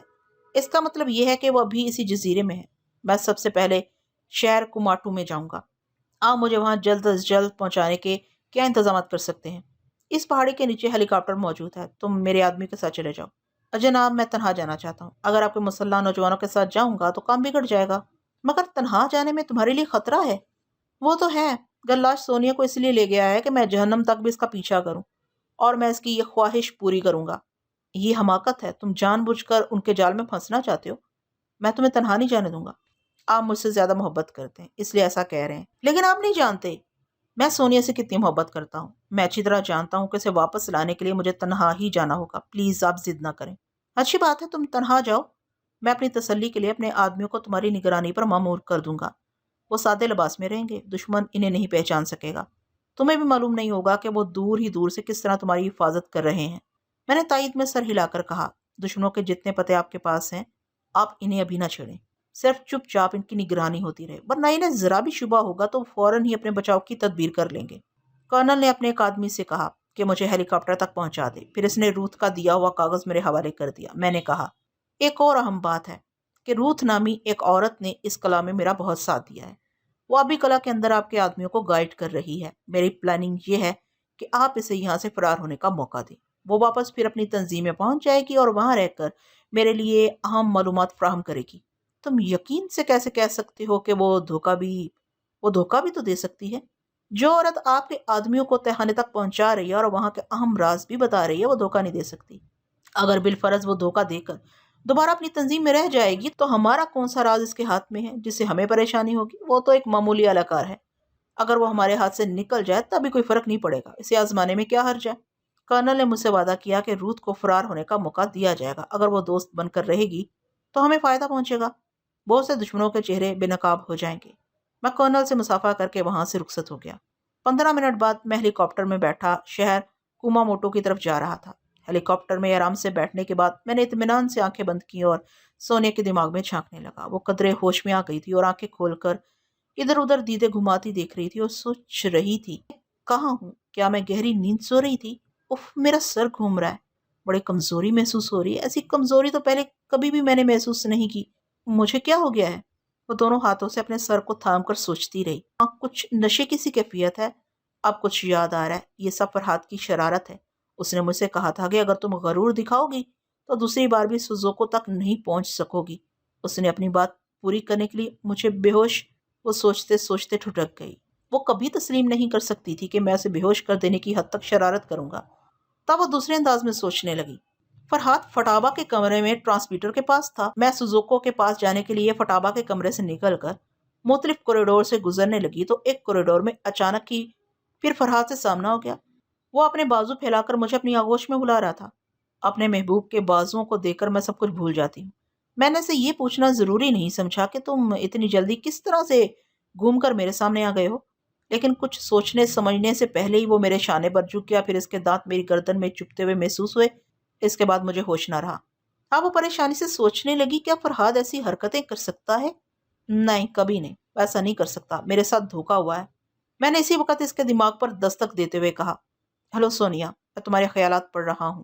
اب تم صحیح نتیجے پر پہنچ گئی ہو کہ تمہارے ساتھ دھوکا ہوا ہے۔ جس طرح روت تمہارے روپ میں میرے پاس آئی تھی، اسی طرح گرلاش نامی ایک زہریلا آدمی میرے روپ میں تمہارے پاس آیا تھا۔ وہ اپنے دانتوں کے ذریعے کسی بھی عورت کے جسم میں زہر انجیکٹ کر دیتا ہے۔ یہ زہر اپنے ابتدائی مراحل میں محض ایک تیز نشے کی طرح متاثر کرتا ہے، لیکن 2-4 بار اگر یہی زہر تمہارے جسم میں سرائیت کر گیا تو پھر تم زندہ نہیں بچو گی۔ او مائی گاڈ، میں کس زہریلے ناک کے پلے پڑ گئی تھی۔ تم کہاں ہو فرحات؟ میں ہیلی کاپٹر میں بیٹھا تمہیں تلاش کر رہا ہوں۔ اب تم اپنے آس پاس کے ماحول کو دیکھ کر میری رہنمائی کرو گی تو مجھے تمہارے پاس پہنچنے میں آسانی ہوگی۔ میں یہ سمجھ رہا ہوں کہ تم ایک ویگن کار کی پچھلی سیٹ پر لیٹی ہوئی ہو۔ اب وہاں سے اٹھنے سے پہلے یہ ضروری بات سن لو کہ وہ نقلی فرحات اس وقت بھی تمہارے قریب ہے، شاید وہی کار ڈرائیو کر رہا ہے۔ اب تمہیں پھر اس فرحات سے دھوکا کھانا ہوگا۔ کیا مطلب؟ کیا تم چاہتے ہو کہ اس کا زہر مجھے مار ڈالے؟ میں اس کے دانت توڑ دوں گی۔ اسے الجھنے کی حماقت نہ کرنا، جو کہتا ہوں وہ کرو۔ تم اس کے سامنے سے فرحات سمجھتی رہو، اسے یقین دلا دو کہ تم اب بھی دھوکا کھا رہی ہو، اسے محبت کی باتیں کرو، صرف اس کے زہر سے بچ کر رہو۔ اگر کوئی دشواری محسوس کرتی ہو تو بتاؤ۔ دشواری کیا ہوگی؟ میں کوئی بچی نہیں ہوں۔ اب وہ دوبارہ زہر کی سوغات پیش نہیں کر سکے گا۔ تم واقعی جاندار عورت ہو۔ میں بھی ہر لمحہ تمہارا خیال رکھوں گا، اسے دوبارہ انجیکٹ کرنے کا موقع نہیں دوں گا۔ اب اٹھ کر بیٹھ جاؤ اور اس نقلی فرحات سے باتیں کرو۔ فرحات، میں اٹھ رہی ہوں، مگر پہلے میرے بیٹے نومی کی خیریت معلوم کر کے بتاؤ۔ وہ میرے گود کی گرمی تلاش کر رہا ہوگا۔ میں اتنی طویل بھاگ دوڑ کے دوران نومی کو بھول ہی گیا تھا۔ اگر یہ بات میں سونیا سے کہتا تو وہ برا مان جاتی، اس لیے میں اس سے جھوٹ کہا۔ نومی صرف تمہارا نہیں، میرا بھی بیٹا ہے۔ میں نے کرنل جوشو ہوسس کی خیریت معلوم کی ہے، وہ بخیریت ہے اور آیا کی گود میں مزے سے کھیلتا رہتا ہے۔ چلو اب اٹھ جاؤ، دیر نہ کرو۔ وہ کراہتی ہوئی پچھلی سیٹ پر اٹھ کر بیٹھ گئی۔ وہ سچ مچ کمزوری محسوس کر رہی تھی۔ جس گاڑی میں وہ سفر کر رہی تھی اس میں صرف ایک ہی شخص تھا جو گاڑی ڈرائیو کر رہا تھا۔ اس کی پشت سونیا کی طرف تھی، لیکن عقب نما آئینے میں فرحات کا چہرہ نظر آ رہا تھا۔ سونیا کو سمجھنے میں دیر نہ لگی کہ وہ گرلاش ہے۔ گرلاش نے عقب نما آئینے سے اسے اٹھتے دیکھ لیا تھا اور اسے دیکھ کر مسکرا رہا تھا۔ سونیا نے اس کی طرف جھک کر ایک ہاتھ سے اپنے سر کو تھام کر کہا، فرحات، یہ مجھے کیا ہو گیا؟ میرا سر چکرا رہا ہے اور کچھ نشے کی سی کیفیت ہے۔ مجھے بتاؤ، کیا میں گہری نیند سو گئی تھی یا بے ہوش ہو گئی تھی؟ سونیا اسے بولنے پر مجبور کر رہی تھی تاکہ میں اس کے زہریلے دماغ تک پہنچ جاؤں، مگر وہ ایسا نادان نہیں تھا۔ اس تنظیم کے تمام لوگ کسی نہ کسی طرح اس بات کی تصدیق کرنا چاہتے تھے کہ میں دوسروں کے دماغ تک پہنچنے کی صلاحیت رکھتا ہوں یا نہیں۔ اسی شبہ کی بنا پر گرلاش گونگا بن گیا تھا۔ اس نے سونیا کو جواب دینے کے لیے اپنی جیب میں ہاتھ ڈال کر ایک طے کیا ہوا کاغذ نکالا، پھر اسے سونیا کی طرف بڑھا دیا۔ وہ اس کاغذ کو کھول کر پڑھنے لگی۔ اس میں لکھا تھا، میری سونیا، میں تم سے اشاروں میں باتیں کروں گا لیکن زبان نہیں ہلاؤں گا۔ مجھے پتا چلا ہے کہ سپر ماسٹر کی تنظیم میں کوئی ٹیلی پیتھی جاننے والا آ گیا ہے، یقیناً میرے دماغ تک پہنچنے کی کوشش کرے گا، اس لیے میں محتاط رہنا چاہتا ہوں۔ دوسری بات یہ ہے کہ ہم یہاں کرنل جوشوہو کے ملازم بن کر نہیں رہیں گے، اس لیے ہم یہاں سے فرار ہونے کے لیے شیماگوچی کے ساحلی شہر کی طرف جا رہے ہیں۔ وہاں ہم کوشش کریں گے کہ بحری راستے سے فرار ہونے کا موقع مل جائے۔ کوئی ضروری بات ہو تو اب تحریر کے ذریعے پوچھ لینا۔ کاغذ اور قلم ڈیش بورڈ میں رکھا ہے فقط۔ وہ بڑی چالاکی سے کام لے رہا تھا، سونیا پر ثابت کر رہا تھا کہ وہی فرحات ہے، مگر وہ بہت سی غلطیاں کر رہا تھا۔ اول تو ان کی تنظیم میں کوئی ٹیلی پیتھی جاننے والا نہیں تھا۔ سونیا اتنا سمجھتی تھی کہ کوئی بھی ٹیلی پیتھی جاننے والا فرحات کے دماغ تک پہنچ سکتا ہے۔ اس خطرے کے جواب میں سونیا میری سوچ کے مطابق کہنے لگی، اف، میرا سر ابھی تک چکرا رہا ہے، اس خط کی تحریر بھی ٹھیک طرح سمجھ نہیں آ رہی ہے۔ میں اس کے خط کے جواب میں کیا لکھ کر پوچھوں، میری سمجھ میں نہیں آ رہا ہے۔ کاش کہ تمہاری ٹیلی پیتھی کی صلاحیتیں واپس آ جاتی تو تم میری اس دماغی کمزوری کا فوراً علاج کر دیتے۔ اوہ، سونیا اداکاری کے جوہر دکھا رہی تھی۔ اس نے اگلی سیٹ کی پشت پر اپنی پیشانی ٹیک دی، جیسے واقعی دماغی کمزوری کا شکار ہو گئی ہو۔ پھر وہ مجھ سے کہنے لگی، کیوں فرحات، تم نے بھی اس تحریر کو پڑھ لیا ہوگا؟ اب تو معلوم ہو گیا کہ وہ مجھے کہاں لے جا رہا ہے۔ ہاں، تم اطمینان رکھو، میں تم سے پہلے شیماگوچی پہنچ جاؤں گا۔ یہ کہہ کر میں نے ہیلی کاپٹر کے پائلٹ کو بتایا کہ میں نے کماٹو جانے کا ارادہ بدل دیا ہے، وہ مجھے شیماگوچی پہنچا دے۔ اس کے بعد میں پھر سونیا کی طرف متوجہ ہو گیا۔ اب میں ایک لمحے کے لیے بھی اسے غافل نہیں ہونا چاہتا تھا۔ سونیا اسی طرح اگلی سیٹ کی پشت سے اپنی پیشانی ٹیک کر سوچ رہی، یہ مجھے کیا ہو گیا ہے؟ پتہ نہیں یہ کمبخت کس قسم کا زہریلا آدمی ہے۔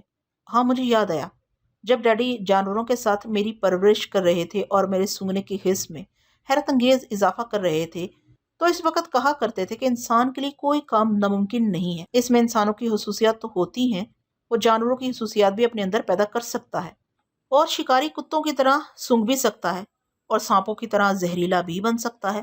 گرلاش میں بھی یہی خوبی یا خرابی ہے۔ میں نے کہا، سونیا، تم ٹھیک سوچ رہی ہو۔ اب بتاؤ کہ تمہاری طبیعت کیسی ہے؟ میں بہت کمزوری محسوس کر رہی ہوں، میرا میڈیکل چیک اپ ہونا چاہیے، ایسا نہ ہو کہ یہ نشہ آگے چل کر مجھے نقصان پہنچائے۔ بہت جلد تمہارا طبی معائنہ کرایا جائے گا، تم اطمینان رکھو، میں تمہارے پاس پہنچنے ہی والا ہوں، اور ذرا اپنی آنکھیں کھلی رکھو تاکہ میں تمہاری آنکھوں سے دیکھتا رہوں اور سمجھتا رہوں کہ تمہیں کن راستوں سے لے جایا جا رہا ہے۔ وہ سر اٹھا کر اپنی سیٹ کی پشت سے ٹیک لگا کر بیٹھ گئی اور کھڑکی کے باہر گزرتے ہوئے مناظر کو دیکھنے لگی۔ میں بھی ان گزرتے ہوئے مناظر کو کسی حد تک ذہن نشین کرنے لگا۔ آدھ گھنٹے بعد میں شیما گوچی پہنچ گیا۔ پائلٹ نے ہیلی کاپٹر کو لینڈ کرنے کے بعد مجھے ایک چھوٹا سا ٹرانسمیٹر دیتے ہوئے کہا، اب کرنل کو رپورٹ دے دیں کہ میں نے آپ کو یہاں تک پہنچا دیا ہے۔ میں اسے ٹرانسمیٹر لے کر کرنل جوشو ہو سے رابطہ قائم کرنے لگا۔ تھوڑی دیر کے بعد اس کی آواز سنائی دی، ہلو فرحات، کیا تم کماٹو پہنچ گئے ہو؟ اوور۔ میں کماٹو سے آگے شیما گوچی پہنچ گیا ہوں۔ میں پہلے شیما گوچی میں سونیا کو تلاش کرنا چاہتا ہوں۔ اوور۔ اچھی بات ہے، ٹرانسمیٹر اپنے پاس رکھو اور وقت ضرورت مجھ سے رابطہ قائم کرتے رہو۔ روت کو ہم نے قلعے سے بھگا دیا ہے، اب دیکھنا ہے کہ وہ ہمارے لیے کیا کرتی ہے۔ Over and all. Halley copter کا پائلٹ میرے ساتھ چلتا ہوا ایئر فورس کی ایک عمارت کی طرف بڑھنے لگا۔ میں نے پھر سونیا کے دماغ میں جھانکا۔ وہ بخیریت تھی اور گرلاش کے ساتھ سفر کے دوران اپنی اعصابی کمزوری کو برداشت کرنے کی کوشش کر رہی تھی۔ ایئر فورس کی عمارت میں پہنچ کر سونیا سے رابطہ ٹوٹ گیا۔ پائلٹ وہاں کے چند آفیسر سے میرا تعارف کروا رہا تھا۔ میں نے متعارف ہونے کے بعد کہا، مجھے ایک گاڑی، ایک اسٹین گن اور کارتوسوں کی ضرورت ہے۔ آفیسر نے اپنے اسسٹنٹ سے کہا فوراً ہی میری مطلوبہ چیزیں مہیا کی جائیں۔ پھر اس نے مجھ سے کہا، اگر مسلح جوانوں کی ضرورت ہو تو وہ بھی آپ کے ساتھ جا سکتے ہیں۔ نہیں، میں تنہا جاؤں گا۔ البتہ آپ یہ حکم صادر کر دیں کہ بندرگاہ پر کڑی نظر رکھی جائے، خصوصاً ویران ساحلی علاقوں کی طرف سخت پیرا ہو۔ کسی بھی لانچ، موٹر بوٹ یا کشتی پر ایسی عورت کو چیک کیا جائے جس کی دونوں ہاتھوں کی انگلیوں کے ناخن نہیں ہیں۔ اس کا نام سونیا ہے اور وہ میری بیوی ہے۔ تمام باتیں سمجھانے کے بعد میں عمارت سے باہر آیا۔ وہاں میرے لیے ایک جیپ کار تیار، اس کی اگلی سیٹ کے نیچے کارتوس کی پیٹیاں رکھی ہوئی تھیں اور سیٹ پر ایک اسٹین گن موجود تھی۔ میرے لیے ایک ڈرائیور بھی موجود تھا۔ میں نے اس کی موجودگی پر اعتراض نہیں کیا، وہ اس علاقے میں میری رہنمائی کر سکتا تھا۔ میں اسٹین گن اٹھا کر اس کی ساتھ والی سیٹ پر بیٹھ گیا۔ جب گاڑی آگے چل پڑی تو میں نے سونیا سے دماغی رابطہ قائم کیا۔ وہ پچھلی سیٹ پر بیٹھی کھڑکی کے باہر دیکھ رہی تھی۔ اس کی سوچ سے پتہ چل رہا تھا کہ ابھی وہ ہائی وے پر ہے، یعنی شیما گوچی شہر سے بہت دور ہے۔ میں نے ڈرائیور کو ہائی وے کی طرف چلنے کے لیے کہا۔ جب گاڑی اس طرف مڑ گئی تو میں دوبارہ دماغ کی اسکرین پر سونے کی نگرانی کرنے لگا۔ میں دماغوں میں جھانک کر اپنی ذات سے دوسروں کی ذات میں دلچسپی لے سکتا ہوں۔ ایک جگہ بیٹھے بیٹھے دور دراز کے حالات معلوم کر سکتا ہوں، لیکن مستقبل کا حال نہیں بتا سکتا کہ آئندہ کیا پیش آنے والا ہے۔ لہٰذا جو کچھ پیش آنے والا تھا وہ سامنے آ گیا۔ اچانک ہی گرلاش نے گاڑی روک دی، کیونکہ اس کے سامنے دو کاریں راستہ روکے کھڑی تھیں اور کچھ لوگ ریوالور لیے سڑک کے اطراف کھڑے ہوئے تھے۔ ان لوگوں نے آگے بڑھ کر گاڑی کا پچھلا دروازہ کھول دیا اور سونیا کو پکڑ کر باہر کھینچ لیا۔ سونیا نے کمزور سی جدوجہد کی کیونکہ پھر اس کا سر چکرانے لگا تھا۔ گرلاش اپنی سیٹ پر اطمینان سے بیٹھا ہوا تھا۔ میں نے کہا، جانے من جدوجہد فضول ہے، خود کو ان کے حوالے کر دو اور ان میں سے کسی کو باتیں کرنے پر مجبور کرو۔ وہ میری ہدایت کے مطابق اپنے سامنے والے آدمی سے جھنجھلا کر بولی، تم لوگ کون ہو اور مجھ سے کیا چاہتے ہو؟ اسے جواب نہیں ملا۔ پیچھے سے کسی نے اس کے سر پر کپڑے کی ٹوپی پہنا دی۔ وہ ٹوپی سرکتی ہوئی اس کے چہرے پر آئی اور اس کا چہرہ چھپ گیا۔ اب سونیا کو کچھ نظر نہیں آ رہا تھا۔ دوسرے لفظوں میں مجھے بھی اس کے آس پاس کے لوگ نظر نہیں آ رہے تھے۔ وہ ہر ممکن کوشش کر رہے تھے کہ میرے آگے بڑھنے کے تمام راستے مسدود کر دیں، سونیا کو اس طرح چھپا دیں کہ مجھے ٹیلی پیتھی کا سہارا بھی نہ ملے۔ اس کے باوجود میں خاموشی سے سونیا کی اندھی سوچ کو سمجھتا رہا۔ اس کی سوچ بتا رہی تھی کہ اس کے دونوں ہاتھوں کو پشت پر باندھ دیا گیا ہے اور دو آدمی اسے گھسیٹ کر لے جا رہے ہیں۔ پھر اسے کسی گاڑی کی سیٹ پر بٹھا دیا گیا۔ پھر اس کے آس پاس دو آدمی بیٹھ گئے۔ یہ سب کچھ وہ ایک اندھی کی طرح سمجھ رہی تھی اور محسوس کر رہی تھی۔ پھر اس نے محسوس کیا کہ گاڑی سٹارٹ ہو کر دائیں طرف مڑ رہی ہے۔ آنکھیں بند ہو تب بھی یہ سمجھ میں آ جاتا ہے کہ گاڑی پکے راستے پر چل رہی ہے، کچے راستے پر، اور اگر وہ دائیں طرف مڑتی ہے تو گاڑی میں بیٹھنے والا آپ ہی آپ ذرا بائیں طرف جھک جاتا ہے۔ ایسے حقائق کے پیش نظر میں سمجھ گیا کہ سونیا جس گاڑی میں بیٹھی ہے اب وہ ہائی وے پر نہیں ہے بلکہ کچے راستے پر چل رہی ہے۔ میں نے اپنی گاڑی کے ڈرائیور کو رفتار بڑھانے کے لیے کہا۔ وہ بڑا تجربہ کار ڈرائیور تھا۔ ہائی وے پر پہنچ کر 160 میل فی گھنٹے کی رفتار سے گاڑی کو دوڑانے لگا۔ اس دوران میں نے سونیا سے پوچھا، سونیا، جہاں گرلاش نے گاڑی روکی تھی اس جگہ کی کوئی خاص پہچان بتا سکتی ہو؟ مجھے بھی پہچان ہونی چاہیے تھی کیونکہ اس وقت میں اس کے ذہن میں جھانکتا رہا تھا، لیکن جس وقت سونیا کو گھیرا گیا اس وقت میرا دھیان بھٹ گیا تھا۔ سونیا نے کہا، جہاں مجھے گھیرا گیا تھا وہاں چاروں طرف ویرانی تھی۔ دور دور تک کوئی مکان یا کوئی آدمی نظر نہیں آ رہا تھا۔ البتہ میرے بائیں طرف سڑک کے کنارے کچھ درخت جڑ سے اکھڑے ہوئے تھے۔ میں نے کہا، بس اتنا کافی ہے، میں فوراً ہی وہاں تک پہنچنے کی کوشش کر رہا ہوں۔ سونیا کو تسلی دے کر میں سڑک کے دائیں طرف دیکھنے لگا۔ جیپ کار خودکشی کی رفتار سے بھاگی جا رہی تھی۔ سڑک کے کنارے ایستادہ درخت اتنی تیزی سے گزرتے جا رہے تھے۔ سونیا نے اس ٹوٹے ہوئے درخت کو بائیں طرف دیکھا تھا۔ چونکہ میں مخالف سمت جا رہا تھا اس لیے وہ ٹوٹا ہوا درخت مجھے دائیں طرف نظر آ سکتا تھا، مگر وہ مجھے نظر نہیں آ رہا تھا۔ ایک طویل تھکا دینے والا انتظار تھا۔ ہم کتنے ہی میل کا سفر طے کرتے چلے جا رہے تھے اور سنگ میل یکے بعد دیگرے گزرتے جا رہے تھے۔ تقریباً 1 گھنٹے بعد دور سے وہ درخت نظر آنے لگا۔ ڈرائیور نے میری ہدایات کے مطابق رفتار کم کر دی۔ پھر اس درخت کے پاس پہنچ کر گاڑی دائیں طرف موڑی گئی تھی۔ میں نے پھر اس کے برعکس راستے کے بائیں جانب دیکھا اور ذرا آگے ایک کچے راستے پر گاڑی کے پہیوں کے نشانات نظر آئے۔ سونے کی سوچ کے مطابق وہاں 3 گاڑیاں تھیں۔ ایک گرلاش کی گاڑی تھی، باقی 2 گاڑیوں نے ان کا راستہ روکا تھا، لیکن کچے راستے پر صرف ایک گاڑی کے پہیوں کے نشانات نظر آ رہے تھے۔ وہ 2 گاڑیاں شیماگوچی کی طرف نہیں گئی تھیں۔ اگر جاتی تو ہماری گاڑی کو کراس کرتی ہوئی ضرور گزرتی۔ اس کا مطلب یہی تھا کہ وہ واپس کماٹو کی طرف گئی ہیں۔ ہماری گاڑی کچے راستے پر چلنے لگی۔ میں نے ٹرانسمیٹر کے ذریعے کرنل جوشوہو سے رابطہ قائم کیا، پھر اسے بتانے لگا کہ گرلاش کماٹو کی طرف گیا ہے، لہٰذا وہاں کی ملٹری انٹیلیجنس کو تاکید کی جائے کہ انہیں فرحات جہاں بھی نظر آئے اسے گرفتار کر لیں، کیونکہ وہ اب بھی نقلی فرحات بنا پھر رہا ہے۔ کرنل کو یہ ضروری اطلاع دینے کے بعد میں نے پھر سونے کی طرف توجہ دی۔ اب وہ کہیں قید کر دی گئی تھی۔ اس کے ہاتھ پاؤں بندھے ہوئے تھے، چہرہ آنکھیں نقاب میں چھپی ہوئی تھی۔ وہ کہیں ایک پختہ فرش پر بیٹھی ہوئی تھی۔ میں نے اسے مخاطب کیا، سونیا، تم جس حال میں ہو اسے میں سمجھ رہا ہوں۔ ابھی تھوڑی دیر پہلے میں کرنل جوشوہو سے باتیں کر رہا تھا، اس لیے تمہاری سوچ کو مسلسل نہ پڑ سکا۔ اب تم بتاؤ، اس دوران تمہاری آنکھیں بند ہونے کے باوجود تم نے کوئی خاص بات نوٹ کی ہے؟ میں کوئی خاص بات نہیں بتا سکتی۔ تمام راستے مجھے گاڑی چلنے کی آواز سنائی دیتی رہی۔ میرے آس پاس جو لوگ بیٹھے ہوئے تھے وہ گونگے بن گئے تھے، میری کسی بات کا جواب نہیں دے رہے تھے۔ اچھا یہ بتاؤ، کیا گاڑی کچے راستے پر چلتی رہی تھی؟ نہیں، میرے اندازے کے مطابق وہ گاڑی پھر پختہ سڑک پر آ گئی تھی۔ میں نے اس کی سوچ کو پڑھ کر ڈرائیور سے پوچھا، کیا آگے کوئی پکی سڑک ہے؟ جی ہاں، ابھی ہم تھوڑی دیر میں وہاں پہنچ جائیں گے۔ آپ آگے کہاں جائیں گے؟ میں سوچ کر جواب دینے کے بہانے ذرا خاموش ہو گیا، پھر سوچ کے ذریعے سونیا سے پوچھا، سونیا، کچے راستے سے پختہ راستے پر پہنچ کر وہ گاڑی کس طرف مڑ گئی تھی؟ اس نے تھوڑی دیر سوچ کر جواب دیا، وہ گاڑی پہلے کی طرح دائیں طرف مڑ گئی تھی۔ میں نے ڈرائیور سے پوچھا، اگر ہم کچے راستے کو چھوڑنے کے بعد دائیں سمت جائیں گے تو وہ راستہ ہمیں کہاں لے جائے گا؟ ہم شمالی بندرگاہ تک جائیں گے۔ اس شہر کا نام میزاکی ہے۔ ٹھیک ہے، ایسی طرف چلو۔ میں اطمینان سے سیٹ کی پشت سے ٹیک لگا کر بیٹھ گیا اور گزرے ہوئے وقت کا حساب کرنے لگا۔ سونیا کی گاڑی جب سے کچے راستے پر مڑ گئی تھی اس وقت سے اب تک 1 گھنٹہ اور 20 منٹ گزر چکے تھے۔ کچا راستہ 20 منٹ میں طے ہوتا تھا۔ اس حساب سے سونیا جس علاقے میں تھی وہاں تک پہنچنے کے لیے مزید 1 گھنٹہ صرف ہونے والا تھا۔ میں نے اپنی آنکھیں بند کر لیں۔ اس طویل بھاگ دوڑ میں مجھے ذرا بھی سونے کا موقع نہیں ملا تھا۔ میں نے اپنے دماغ کو ہدایت کی کہ ابھی میں سکون سے سو جاؤں، پھر ٹھیک 45 منٹ کے بعد میری آنکھ کھل جائے۔ اس کے چند لمحوں کے بعد میں گہری نیند میں ڈوب گیا۔ جب میری آنکھ کھلی تو گاڑی ایک بہت ہی خوبصورت شہر کی بارونق شاہراہ سے گزر رہی تھی۔ ڈرائیور نے مجھے بتایا کہ ہم میزاکی پہنچ گئے ہیں۔ میں نے فوراً ہی سونیا کی خبر لی۔ پہلے وہ جہاں بیٹھی ہوئی تھی اب وہیں ننگے فرش پر سو رہی تھی۔ میں نے اسے مخاطب نہیں کیا، اسے آرام سے سونے کے لیے چھوڑ دیا۔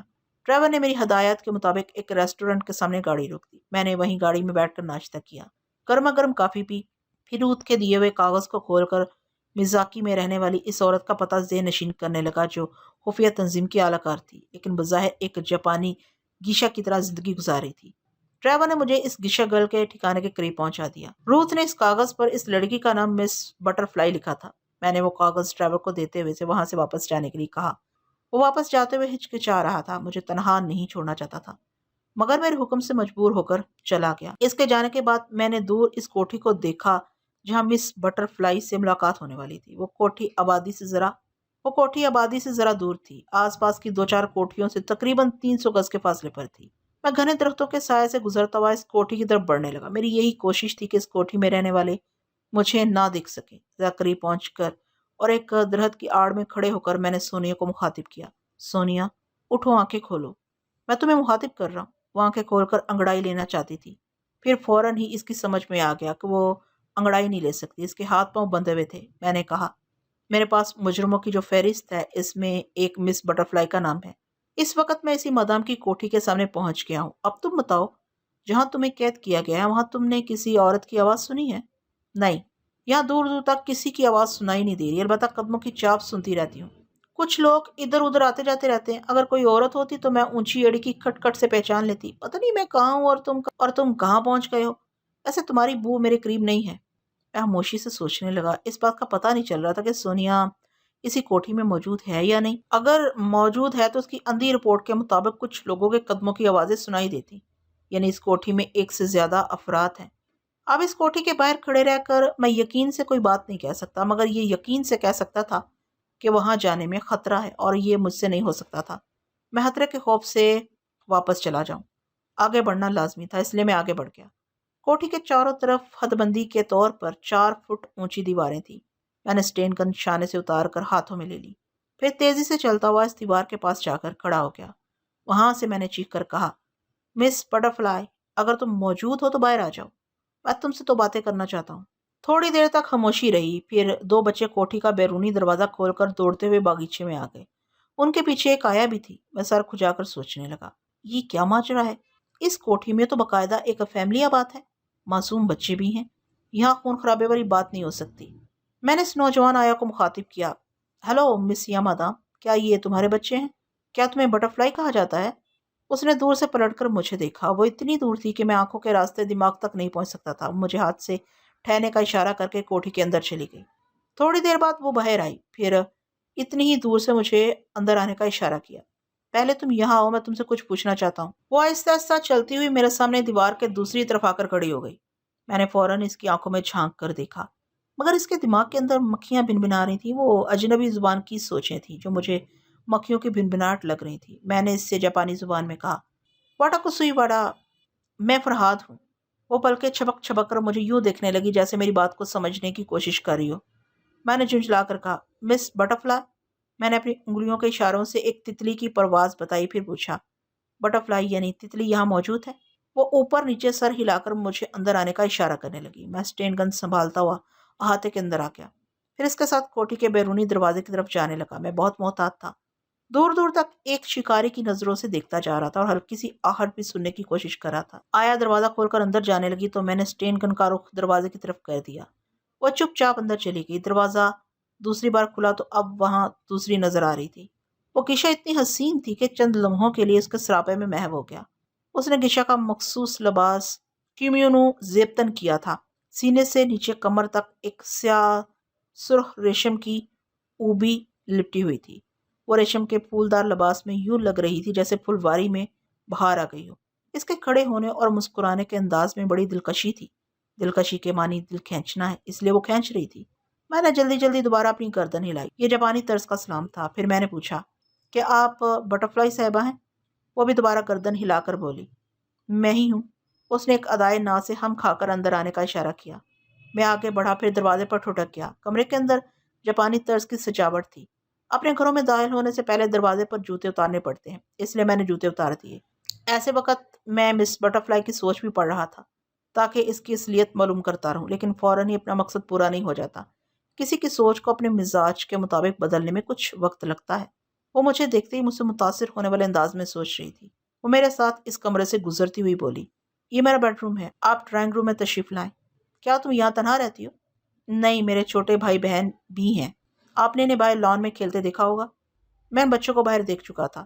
دوسرے کمرے کے دروازے پر ایک بوڑھا دبلا پتلا سا جاپانی کھڑا ہوا تھا۔ اس کے پیچھے کھلے ہوئے دروازے سے ایک خالی کمرہ نظر آ رہا تھا۔ اس کمرے کا فرش غیر معمولی طور پر چمک رہا تھا۔ میں سمجھنا چاہتا تھا کہ وہ فرش ایسا کیوں ہے۔ کچھ سمجھنے سے پہلے اس جاپانی نے مصافحہ کے لیے ہاتھ بڑھایا۔ میں نے اسٹین گن کو بائیں ہاتھ میں لے کر دائیں ہاتھ سے مصافحہ کیا۔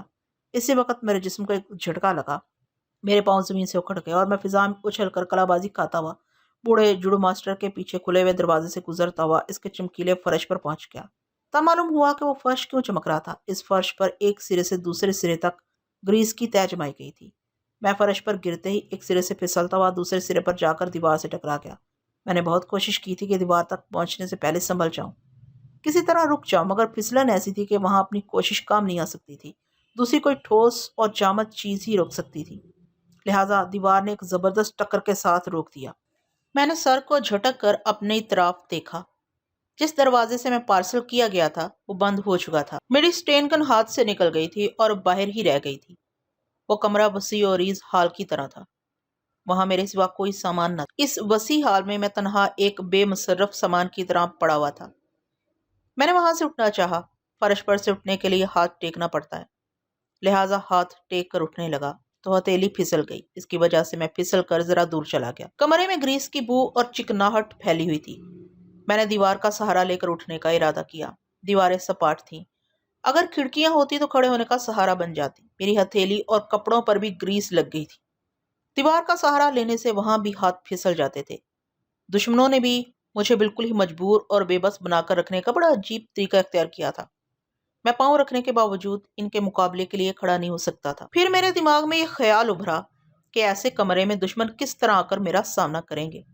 ظاہر ہے وہ بھی میری طرح پھسلتے رہیں گے، اور وہ احمق نہیں تھے کہ میرے مقابلے میں پھسلنے کے لیے آ جاتے۔ میں نے تھک ہار کر اپنے ہاتھوں کا سہارا لینا چھوڑ دیا، اپنے اوپری نصف جسم کو کسی سہارے کے بغیر بل دے کر اٹھنے لگا۔ تھوڑی سی کوشش کے بعد میں بیٹھ گیا اور آہستہ آہستہ اپنے پاؤں گھٹنے کی طرف سے موڑ کر دوزانو ہونے کی کوشش کی۔ ایسے وقت جسمانی توازن کی طرف گہری توجہ تھی۔ اگر ایک جانب بھی جسم کے وزن میں کمی بیشی ہوتی تو میں پھر چاروں شانے چت ہو جاتا۔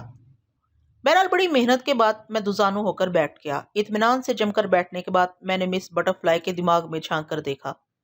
وہ اپنے کمرے میں پلنگ اور الماری کے درمیان کھڑی ہوئی تھی اور اٹیچی کھول کر اپنے چھوٹے بھائی اور بہن کے کپڑے رکھ رہی تھی۔ اس کی سوچ بتا رہی تھی کہ وہ مجبوراً وہاں سے جا رہی ہے۔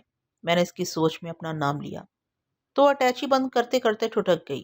ایک پل کے لیے اس کی سانس رک گئی، پھر اسے تصور میں میرا سراپا نظر آنے لگا۔ وہ سوچنے لگی، بیچارہ بھری جوانی میں مارا جائے گا۔ جس کی موت جہاں لکھی ہوتی ہے وہ وہاں آپ ہی آپ پہنچ جاتا ہے۔ اگر میرے بس میں ہوتا تو میں اسے پہلے ہی اشارہ کر دیتی کہ فوراً بھاگ جاؤ۔ مگر میں کچھ نہ کہہ سکی۔ ان قاتلوں کی کتنی ہی آنکھیں مجھے چھپ کر دیکھ رہی تھی۔ اگر مجھ سے ذرا بھی غلطی ہوتی تو وہ موبی اور میرے بھائی بہن کو قتل کر دیتے۔ بٹر فلائی کو مجھ سے ہمدردی تھی، مگر میں اسے دماغی طور پر معمولہ بنا کر اسے کوئی کام نہیں لے سکتا تھا، کیونکہ دشمن اس کے بھائی اور بہن کو قتل کر دیتے۔ میں نے اسے جانے دیا، اسے چھوڑ کر اس بوڑھے کے دماغ میں جھانکنے لگا جس نے مجھ پر جوڈو کا داؤ آزما کر مجھے اس کمرے میں پہنچا دیا تھا۔ وہ بوڑھا بہت محتاط تھا اور میرا ہی انتظار کر رہا تھا کہ میں ٹیلی پیتھی جاننے والا اس کے دماغ کو ضرور چھیڑوں گا۔ اگر اس کے دماغ میں اس کے مزاج کے خلاف کوئی سوچ ابھرے تو وہ سمجھ لے گا کہ میں خیال خانے کے ہتھ کنڈے آزما رہا ہوں۔ بڑی مشکلات پیش آ رہی تھی۔ میں اس بوڑھے کی سوچ کو کرید کر اس کے خطرناک ارادوں کو سمجھنا چاہتا تھا، لیکن وہ پہلے سے ہوشیار بیٹھا تھا۔ اگر میں اس کی سوچ میں کوئی سوال کرتا تو یہ حقیقت ظاہر ہو جاتی کہ میری یادداشت واپس آ گئی اور میں ٹیلی پیتھی کا خطرناک ہتھیار استعمال کر رہا ہوں۔ میں نے اسے نہ چھیڑنے کا فیصلہ کیا۔ یوں بھی میں اس کے خطرناک ارادوں کو سمجھ کر فی الحال اپنا بچاؤ نہیں کر سکتا تھا۔ بچاؤ کی یہی صورت رہ گئی تھی کہ میں کرنل جوشوہو سے رابطہ قائم کروں اور اسے بٹر فلائی کی کوٹھی کا پتہ بتا کر فوری امداد طلب کروں۔ ٹرانسمیٹر میری پتلون کی جیب میں تھا۔ اسے نکالنے کے لیے بھی جسمانی توازن کا خاص خیال رکھنا لازمی تھا، ورنہ ذرا بھی توازن بگڑتا تو میں دوبارہ فرش کی پھسلن پر تیرتا ہوا نظر آتا۔ میں نے بہت سنبھل کر آہستہ آہستہ اسے جیب سے نکالا، لیکن بدنصیبی کو کیا کہا جائے، ٹرانسمیٹر جیب سے نکلتے ہی گریس میں بھری ہتھیلی سے پھسل کر فرش پر چلا گیا۔ وہ میرے قریب ہی گرا تھا، مگر ہاتھ بڑھا کر اٹھانے کے لیے بھی بیلنس کا خیال رکھنا تھا۔ میں نے اس کی طرف ہاتھ بڑھایا، پھر رک گیا کیونکہ اسی وقت کمرے کا دروازہ ایک جھٹکے سے کھل گیا تھا۔ سرر سرر سرر کسی کے پھسلنے کی آواز آئی۔ دوسرے لمحہ ایک جاپانی پھسلتا ہوا کمرے میں آ گیا۔ خود کا دروازہ بند ہو چکا تھا۔ آنے والا جاپانی میری طرح چاروں شانے چت نہیں گرا تھا، وہ اپنی دونوں ٹانگوں پر کھڑا ہوا تھا۔ وہ اپنے پیروں میں سکیٹنگ کے پہیے اور جوتے پہنے ہوئے تھا۔ اس نے صرف ایک لنگوٹ پہن رکھی تھی، باقی جسم زیتون کے تیل سے چمک رہا تھا، یعنی اگر میں کسی طرح اسے پکڑنے میں کامیاب ہو جاتا تو وہ تیل کی چکناہٹ کے باعث پھسل کر میرے ہاتھوں سے نکل جاتا۔ ویسے بھی میں اس کی طرف پھسلنے کی حماقت نہیں کر سکتا تھا کیونکہ اس کے ہاتھ میں ریوالور تھا۔ اس نے بڑی نرمی سے کہا، اپنی تمام جیبیں خالی کر دو، میں فائر کرنا نہیں چاہتا۔ گولی چلنے کی آواز دور تک جائے گی، لیکن تم مجبور کرو گے تو میں ریوالور سے ضرور فائدہ اٹھاؤں گا۔ ایسا کہتے وقت اس کی نظریں ٹرانسمیٹر پر گئیں۔ اس نے چونک کر پوچھا، وہ کیا ہے؟ پاکٹ ریڈیو یا ٹرانسمیٹر؟ کوئی بات نہیں، میں ابھی دیکھ لوں گا۔ تم جیب میں ہاتھ ڈالنے سے پہلے بتاؤ کہ تمہارے پاس کیا ہے۔ مجھے مجبوراً بتانا پڑا کہ بائیں جیب میں ایک ریوالور ہے۔ اس نے کہا، بڑی سہولت سے جیب میں ہاتھ ڈالو اور صرف 2 انگلیوں کی چٹکی میں ریوالور کو پکڑ کر دور پھینک دو۔ اگر وہ پوری ہتھیلی کی گرفت میں نظر آئے گا تو میں اسی وقت گولی چلا دوں گا۔ میں نے پھر ایک بار اپنا توازن قائم رکھتے ہوئے بائیں جیب میں 2 انگلیاں ڈالی۔ ریوالور بھاری تھا، گریس میں بھری انگلیاں اس کے دستے سے پھسلنے لگی۔ میں نے کہا، میری انگلیاں پھسل رہی ہیں۔ रिवॉल्वर 2 उंगलियों से नहीं निकलेगा। तो फिर पतलून उतार दो। मैंने बेबसी से घूर कर देखा। फिर मैंने 2 उंगलियों से कोशिश की। थोड़ी देर बाद रिवॉल्वर जेब से निकलकर फर्श पर पहुंच गया। अब मेरे एक तरफ रिवॉल्वर और दूसरी तरफ ट्रांसमीटर पड़ा हुआ था। मैंने सोच लिया कि जैसे ही वो ये चीजें उठाने आएगा, मैं जान की परवाह किए बगैर इसकी टांगे पकड़कर खींच लूंगा। इसकी सोच भी यही बता रही थी कि वो मेरी तरफ बढ़ने वाला है, लेकिन दूसरा ही लम्हा इसकी सोच बदल गई। वो सीधा मेरी तरफ आने की बजाय चिकने फर्श पर स्केटिंग के कमालात दिखाने लगा। बड़ी महारत से पहियों पर इधर से उधर दौड़ने लगा। मेरी नजरें भी इसके साथ साथ इधर से उधर होने लगी। कभी वो दौड़ते हुए एक टांग उठा लेता और कभी सर्कस के बाजीगरों की तरह पीछे की तरफ खम खाकर अपनी एड़ी को छू लेता था। हर लम्हा गुमान होता कि अब में गिरने वाला है, लेकिन वो कमाल का बाजीगर था। एक बार वो बिल्कुल मेरे करीब आया, जैसे टकरा जाएगा, लेकिन टकराने से पहले ही रुख बदल कर दूसरी तरफ निकल गया। थोड़ी देर के बाद दूसरी बार मेरी तरफ आने लगा। मैंने पहले ही अंदाजा कर लिया था कि वो मेरे करीब आते आते कितने फासले पर कतरा जाता है। इस बार मैं अंदाजे के मुताबिक इसकी टांग खींचने के लिए इस पर झपट पड़ा। फिर मैंने इतना ही देखा कि वो मेरे ऊपर से छलांग लगाकर गुजर गया। इसके बाद मैं फर्श पर ऊंधे मुंह पड़ा हुआ था और दोबारा उठने के लिए हाथ पांव मार रहा था। मुझे इसकी आवाज सुनाई दी। शाबाश, उठने की कोशिश करो, तुम तो बड़े शाहजोर हो। हमारे हलके में तुम्हें नकाबिले शिकस्त कहा जाता है। फिर हाथ के कीड़े की तरह फर्श पर क्यों पड़े हुए हो? उसके तंज पर मुझे झल्लाना चाहिए था, मगर ऐसे वक्त मैं सब्र और तहम्मुल से काम लेता हूँ। मैंने सर उठाकर उसे देखा। अब मेरा रिवॉल्वर और ट्रांसमीटर उसके हाथों में नजर आ रहा था और वो इत्मीनान से इधर उधर टहलते हुए कह रहा था, सुनो फरहाद, हम सब जानते हैं कि जैसे तुम नजर आते हो, हकीकतन वैसे नहीं हो। तुम अपने अंदर बहुत गहराई में छुपे रहते हो। हमारी इस मुहिम का मकसद यही है कि तुम्हें तुम्हारी गहराई से निकालकर सामने ले आए। हम इस तजबज़ब से निकलना चाहते हैं कि तुम दोबारा टेलीपैथी की सलाहियतें हासिल कर चुके हो या नहीं। हमारी तंजीम के सरबराह ने तुम्हें बिलावास्ता कितने ही मराहल पर आजमाया है। तुम्हें किसी न किसी तरह से मजबूर किया है कि तुम अपनी हिफाजत के लिए टेलीपैथी की सलाहियतों का मुजाहिरा करो। कर्नल की बेटी सुजुको को सिर्फ इसलिए अगवा नहीं किया गया था कि कर्नल को ब्लैकमेल करके उसको उसके मौजूदा ओहदे से हटाया जाए, बल्कि एक मकसद ये भी था कि तुम्हें कला की भूल भुलैयों में आने पर मजबूर किया जाए। हमारा ख्याल था कि तुम सुजुको से दिमागी राब्ता कायम करके कला में आओगे, लेकिन तुम फिल्म स्टार रेनी का सहारा लेकर आए। फिर हमने सोचा कि कला के चोर रास्तों का इल्म तुम्हें इस वक्त तक नहीं होगा जब तक तुम ख्याल होने का सहारा लेकर हमारे किसी आदमी के दिमाग से नहीं खेलोगे, लेकिन इस पागल बूढ़े माइक ने तुम्हें चोर रास्ता दिखा दिया। हर बार हम इस उलझन में गिरफ्तार रहे कि तुम्हारी हकीकत किस तरह मालूम की जाए। आखिरी बार गरलाश सोनिया को उठाकर ले आया। मकसद यही था कि तुम सोने की सोच पढ़ते हुए गरलाश का पीछा करो। सो तुमने किया। सारी दुनिया की इंटेलिजेंस ब्यूरो के सुरागरसा यकजा होकर भी ये नहीं मालूम कर सकते थे कि गरलाश सोनिया को किस सिमत ले गया, लेकिन तुम देखते ही देखते शिमागोची पहुंच गए। जब हमारे आदमी सोनिया का रास्ता बदल कर यहाँ आए तो तुम सीधे यहाँ भी पहुंच गए। सोनिया के इश्क में तुम अपनी टेलीपैथी के इल्म को ना छुपा सके। इसकी बातों के दौरान मैं बहुत आहिस्ता आहिस्ता संभल संभल कर दोबारा दुजानू बैठ गया था। मैंने कहा, मैं अपनी टेलीपैथी के मुतालिक दूसरों से बहुत कुछ सुन चुका हूँ और अक्सर सोचता रहता हूँ कि आखिर ये इल्म किस तरह हासिल होता है। मुझे यकीन नहीं आता कि कभी ये इल्म मेरी मुट्ठी में था। मैं तुम्हें कैसे यकीन दिलाऊं कि मेरी मालूमात के ज़राए दूसरों से मुख्तलिफ है। मैं बहुत पहले से बटरफ्लाई की इस कोठी का पता जानता था।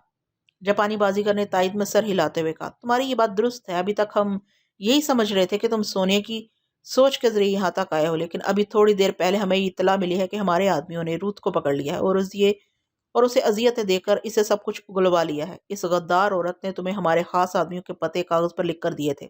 मैंने गहरी सांस ली। मुझे रूथ के अंजाम पर अफसोस हुआ, लेकिन ज्यादा अफसोस करने का मौका नहीं था। अपना अंजाम भी सामने नजर आ रहा था। उसने कहा, फरहाद, तुम किस्मत के धनी हो। हर बार यही साबित होता है कि तुम टेलीपैथी की बजाय सिर्फ अपनी जहानत से हमें नुकसान पहुंचा रहे हो, लेकिन आज मैं साबित कर दूंगा कि तुम अपने अंदर बहुत गहराई में छुपे हुए हो। ये कहकर वो पलट गया। दरवाजे के पास पहुंचकर उसने 3 बार दस्तक दी और दरवाजा खुल गया। वो स्केटिंग करता हुआ बाहर चला गया। उसके जाते ही मैं अपने हाथों का सहारा लिए बगैर खड़ा होने की कोशिश करने लगा। इंसान कोशिश करे तो क्या नहीं हो सकता।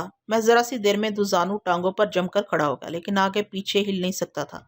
इसके लिए खास मशक की जरूरत थी। बार बार गिरने और उठने से किसी हद तक बाजीगरी का तजर्बा हासिल हो सकता था और दुश्मन मुझे इसका मौका कभी ना देते। वो कमरे में वापस आ गया। इस बार इसके दोनों हाथों में नंगी तलवारें थी। उसके पीछे 3 हसीन लड़कियां स्केटिंग करती हुई आईं। उनके साफ व शफाफ जिस्म पर भी जैतून का तेल चमक रहा था और हाथों में नंगी तलवारें चमक रही थी। इनके पीछे दरवाजा बंद हो गया। जापानी बाजीगर ने कहा, फरहाद, अभी थोड़ी देर पहले मैं यहाँ स्केटिंग के कमालात दिखा रहा था। मैं चाहता था कि तुम ख्याल हानि के जरिए मुझे जहनी झटका पहुंचा कर गिरा दो, मगर तुमने ऐसा नहीं किया। بلا شبہ تم بہت گہرے ہو، لیکن اب تم ایسا کرو گے۔ ہم اپنے ماسٹر کے، اپنے آقا کے غلام ہیں۔ سپر ماسٹر کے ایک چٹکی بھر مفاد کی خاطر اپنی جانیں قربان کرنے سے دریغ نہیں کرتے۔ اس لیے میں ان 3 لڑکیوں کے ساتھ تمہاری ٹیلیپیتھی کے ہتھیار سے مرنے آیا ہوں۔ اگر تم ہمیں نہیں مارو گے تو یہ ننگی تلواریں تمہارا کیما بنا دیں گی۔ ہم تمہارے عجیب و غریب دشمن ہیں، اپنی مرضی سے تمہارے ہاتھوں مرنے آئے ہیں۔ تمہارے سامنے 2 ہی راستے ہیں، ہمیں مار دو یا مر جاؤ۔ کوئی تیسرا راستہ اس 4 دیواری سے باہر نہیں جاتا۔ میرے ماتھے سے ٹھنڈا پسینہ پھوٹنے لگا۔ 100 کینڈل پاور کے مختلف کمکموں کی روشنی میں ننگی تلواریں یوں چمک رہی تھی جیسے موت دانت نکال کر ہنس رہی ہو۔ اس تنظیم کے سربراہ نے شاید یہ سمجھ لیا تھا کہ مجھے طاقت سے اور اچھی ہتھیاروں سے نہیں مارا جا سکتا، مجھے موت آئے گی تو حسینوں کی چھاؤں میں ہی آئے گی۔ یہی سوچ کر اس نے میری سرکوبی کے لیے 3 عدد حسین دوشیزاؤں کی مختصر سی فوج بھیجی تھی۔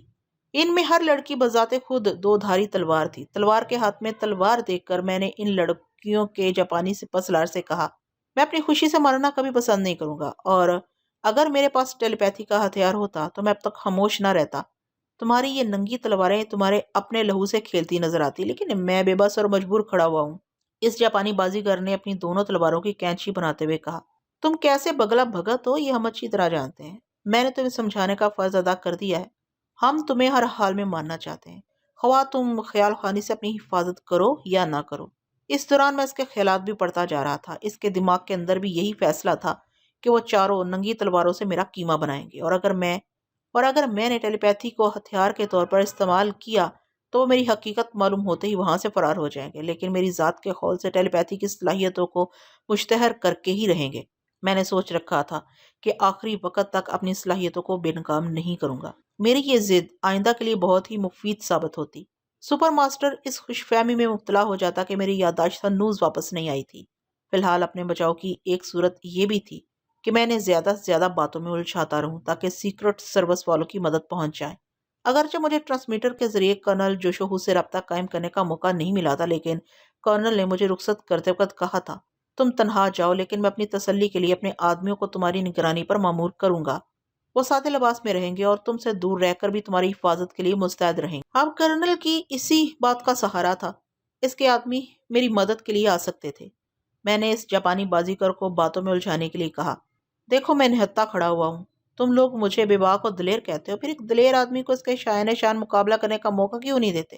میں تمہاری تمام باتوں کا جواب دے چکا ہوں، بس اب خاموش رہو اور ہمارے خیالات پڑھو کہ اب ہم کیا کرنے والے ہیں۔ اس کی سوچ کہہ رہی تھی کہ پہلے ایک حسینہ آگے بڑھ کر سکیٹنگ کرتی ہوئی تلوار چلائے گی، پھر یہی ہوا۔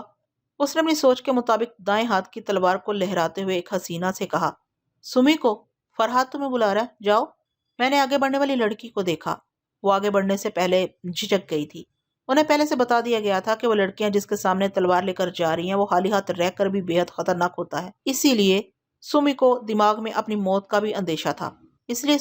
کو اپنے دماغ میں اپنی موت کا بھی اندیشہ تھا۔ اگرچہ ان تمام لڑکیوں کو اپنے ماسٹر پر قربان ہونا سکھایا گیا تھا، لیکن ایسی چڑھتی جوانی میں سبھی کو اپنی جان پیاری ہوتی ہے۔ پھر سومیکو اندر ہی اندر پریشان کیوں نہ ہوتی؟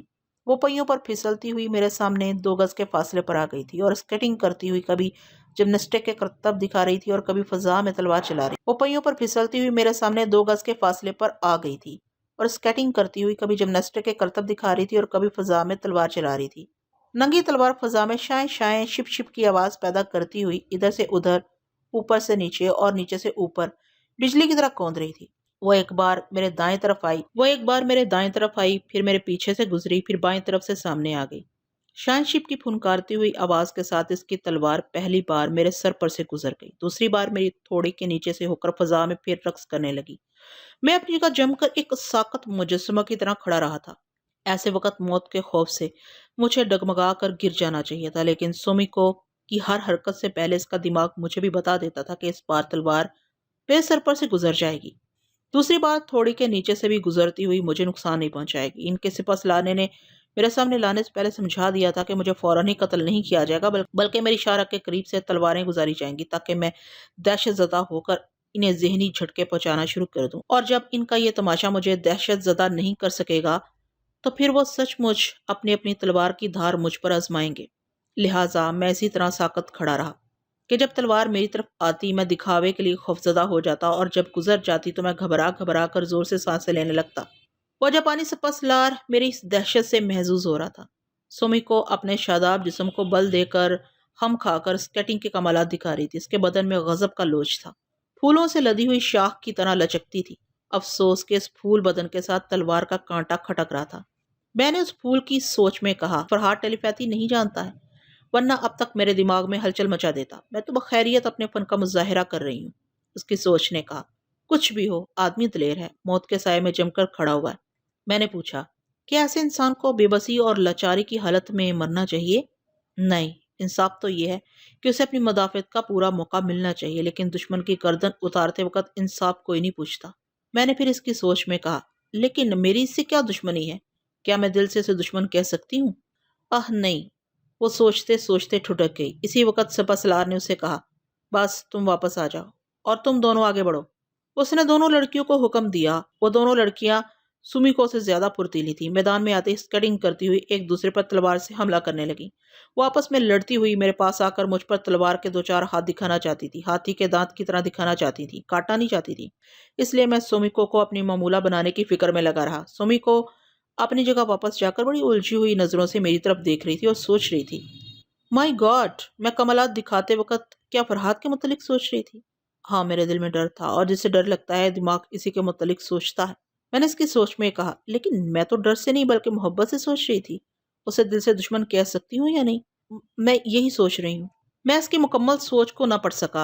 एकदम से चौंक कर जरा डगमगा गया, क्योंकि दोनों लड़कियों की तलवारें शाएं शाएं करती हुई मेरे आगे और पीछे से गुजर गई थी। अब इनमें से एक मेरे आगे थी, दूसरी पीछे, यानी वो दोनों मुझे दरमियान में रख कर एक दूसरे पर हमले कर रही थी। जाहिर है इस तरह मैं यकीनन तलवारों की जिद में आता रहता। ऐसी सूरत में सुमी को कहाँ याद रहती। ये जानते हुए भी कि दोनों लड़कियां मुझे जख्म नहीं पहुंचाएंगी, मैं मुहतात हो गया, क्योंकि वो चिकने फर्श पर फिसल रही थी। फिसलने के दौरान कसदन ना सही, धोखे से इनके हाथ बैठ सकते थे। इनके सपसला ने कहका लगाते हुए कहा, फरहाद, पहली बार सोमी को तुम्हारे सामने तन्हा आई थी। हो सकता है कि तुमने इसके दिमाग की रीडिंग की हो, मगर अब तुम बेयक वक्त दो लड़कियों के दिमागों को नहीं पढ़ सकते। अगर एक को कंट्रोल करोगे तो दूसरी तुम्हारे लहू से खेलेगी। वो दुरुस्त कह रहा था, लेकिन मुझे एक दिमाग से दूसरे दिमाग तक छलांग लगाने की ऐसी मशक हो चुकी थी कि मैं एक माहिर बॉक्सर के मतवातर पंच की तरह एक के बाद दीगरे दो चार दिमागों को मतवातर पंच मार सकता था। और अब इसी अमल का वक्त आ रहा था, क्योंकि काफी देर हो चुकी थी और बाहर से मदद नहीं पहुंच रही थी। पता नहीं दूर ही दूर से मेरी निगरानी करने वाले कहाँ मर गए थे। मैं बिल्कुल साकत खड़ा अपने सामने वाली लड़की को देख रहा था, लेकिन मेरी दिमागी आंखें इस लड़की को देख रही थी जो मेरे पीछे तलवार के जौहर दिखा रही थी। मैं बिल्कुल तैयार था कि इसका हाथ बहकेगा तो मैं इसकी सोच को बहका दूंगा। इनके सिपसलाने थोड़ी देर तक अपने मतलूबा रद्दमल का इंतजार किया। फिर इसने दोनों को अपनी तरफ बुलाकर मुझसे कहा, बिलाशुबा तुम एक चट्टान हो। जो चट्टान अपनी जगह से हटाई नहीं जा सकती, उसे तोड़ दिया जाता है।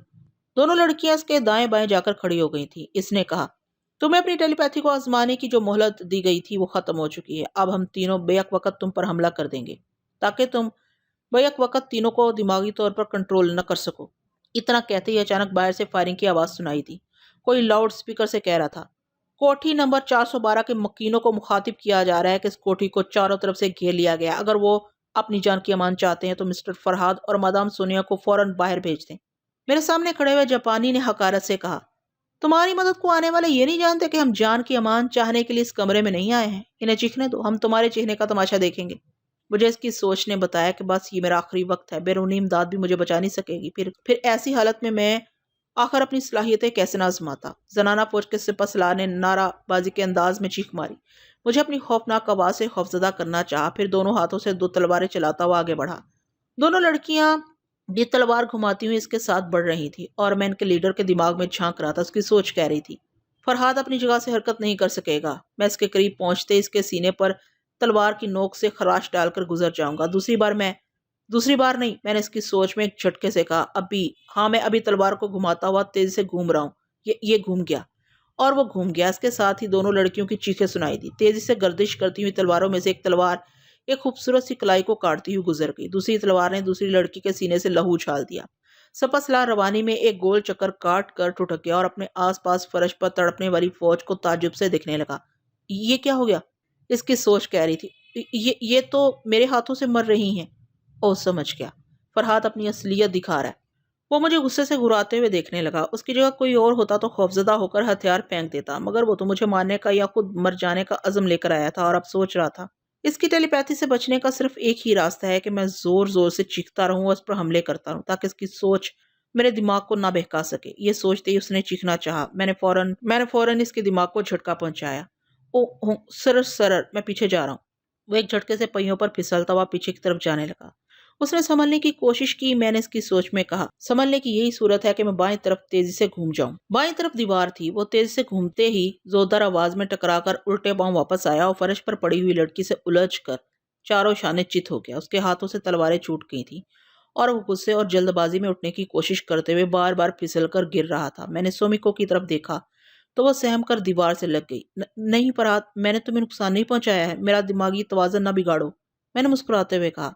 تم زبان سے نہ کہو، تب بھی میں تمہارے دل کی بات سن سکتا ہوں۔ تھوڑی دیر پہلے تم اسی تذبذب میں مبتلا تھی کہ تم مجھے دل سے اپنا دشمن سمجھ سکتی ہو یا نہیں۔ وہ جلدی سے اس بات میں سر ہلاتی ہوئی بولی، ہاں ہاں بالکل یہی سوچ رہی تھی۔ بائی گاڈ، تم دلوں کی دھڑکنیں بھی سن لیتے ہو۔ تمہیں یقین کرنا چاہیے کہ میں دل سے تمہاری دشمن ہرگز نہیں ہوں۔ اتنی سی دیر میں وہ جاپانی پھر اٹھ کر کھڑا ہو گیا تھا۔ وہ سکیٹنگ کرتا ہوا اپنی تلوار اٹھانے کے لیے بڑھ رہا تھا۔ میں نے اسے دوسری طرف بڑھا دیا۔ وہ غصے سے مٹھیاں بھینچتا ہوا پھر میری طرف پلٹ گیا۔ میں نے پھر اسے دوسری جانب گھما کر دیوار سے ٹکرا دیا۔ اس کے بعد سومیکو سے کہا، اگر تم دل سے میری دوست ہو تو آگے بڑھو اور اپنی تلوار سے اپنے سپر سالار کی خیریت معلوم کرو۔ وہ جھجکنے لگی کیونکہ وہ جاپانی ان لڑکیوں کا استاد تھا۔ اسی نے سکیٹنگ اور تلوار بازی سکھائی تھی۔ اپنے استاد پر حملہ کرتے ہوئے ہر شاگرد کا دل دکھتا ہے۔ میں نے اس سے پوچھا، کیا بات ہے سومیکو، تم اپنی دوستی کا ثبوت نہیں دوگی؟ وہ التجا آمیز نظروں سے دیکھتی ہوئی بولی، میں تمہاری دوستی کے لیے اپنی جان بھی دے سکتی ہوں، لیکن میں اپنے ماسٹر پر ہاتھ اٹھاؤں گی تو میرا اپنا کردار مسخ ہو جائے گا۔ اگر آج میں اپنے معلم کی دشمن بن جاؤں گی تو کیا بھروسہ ہے کل اپنی سلامتی کے لیے تیری بھی دشمن بن جاؤں۔ جو لوگ اصولوں کے خلاف چلتے ہیں وہ دوستی کے اصولوں کو بھی نہیں نبھا سکتے۔ مجھے اس کی بات بہت پسند آئی۔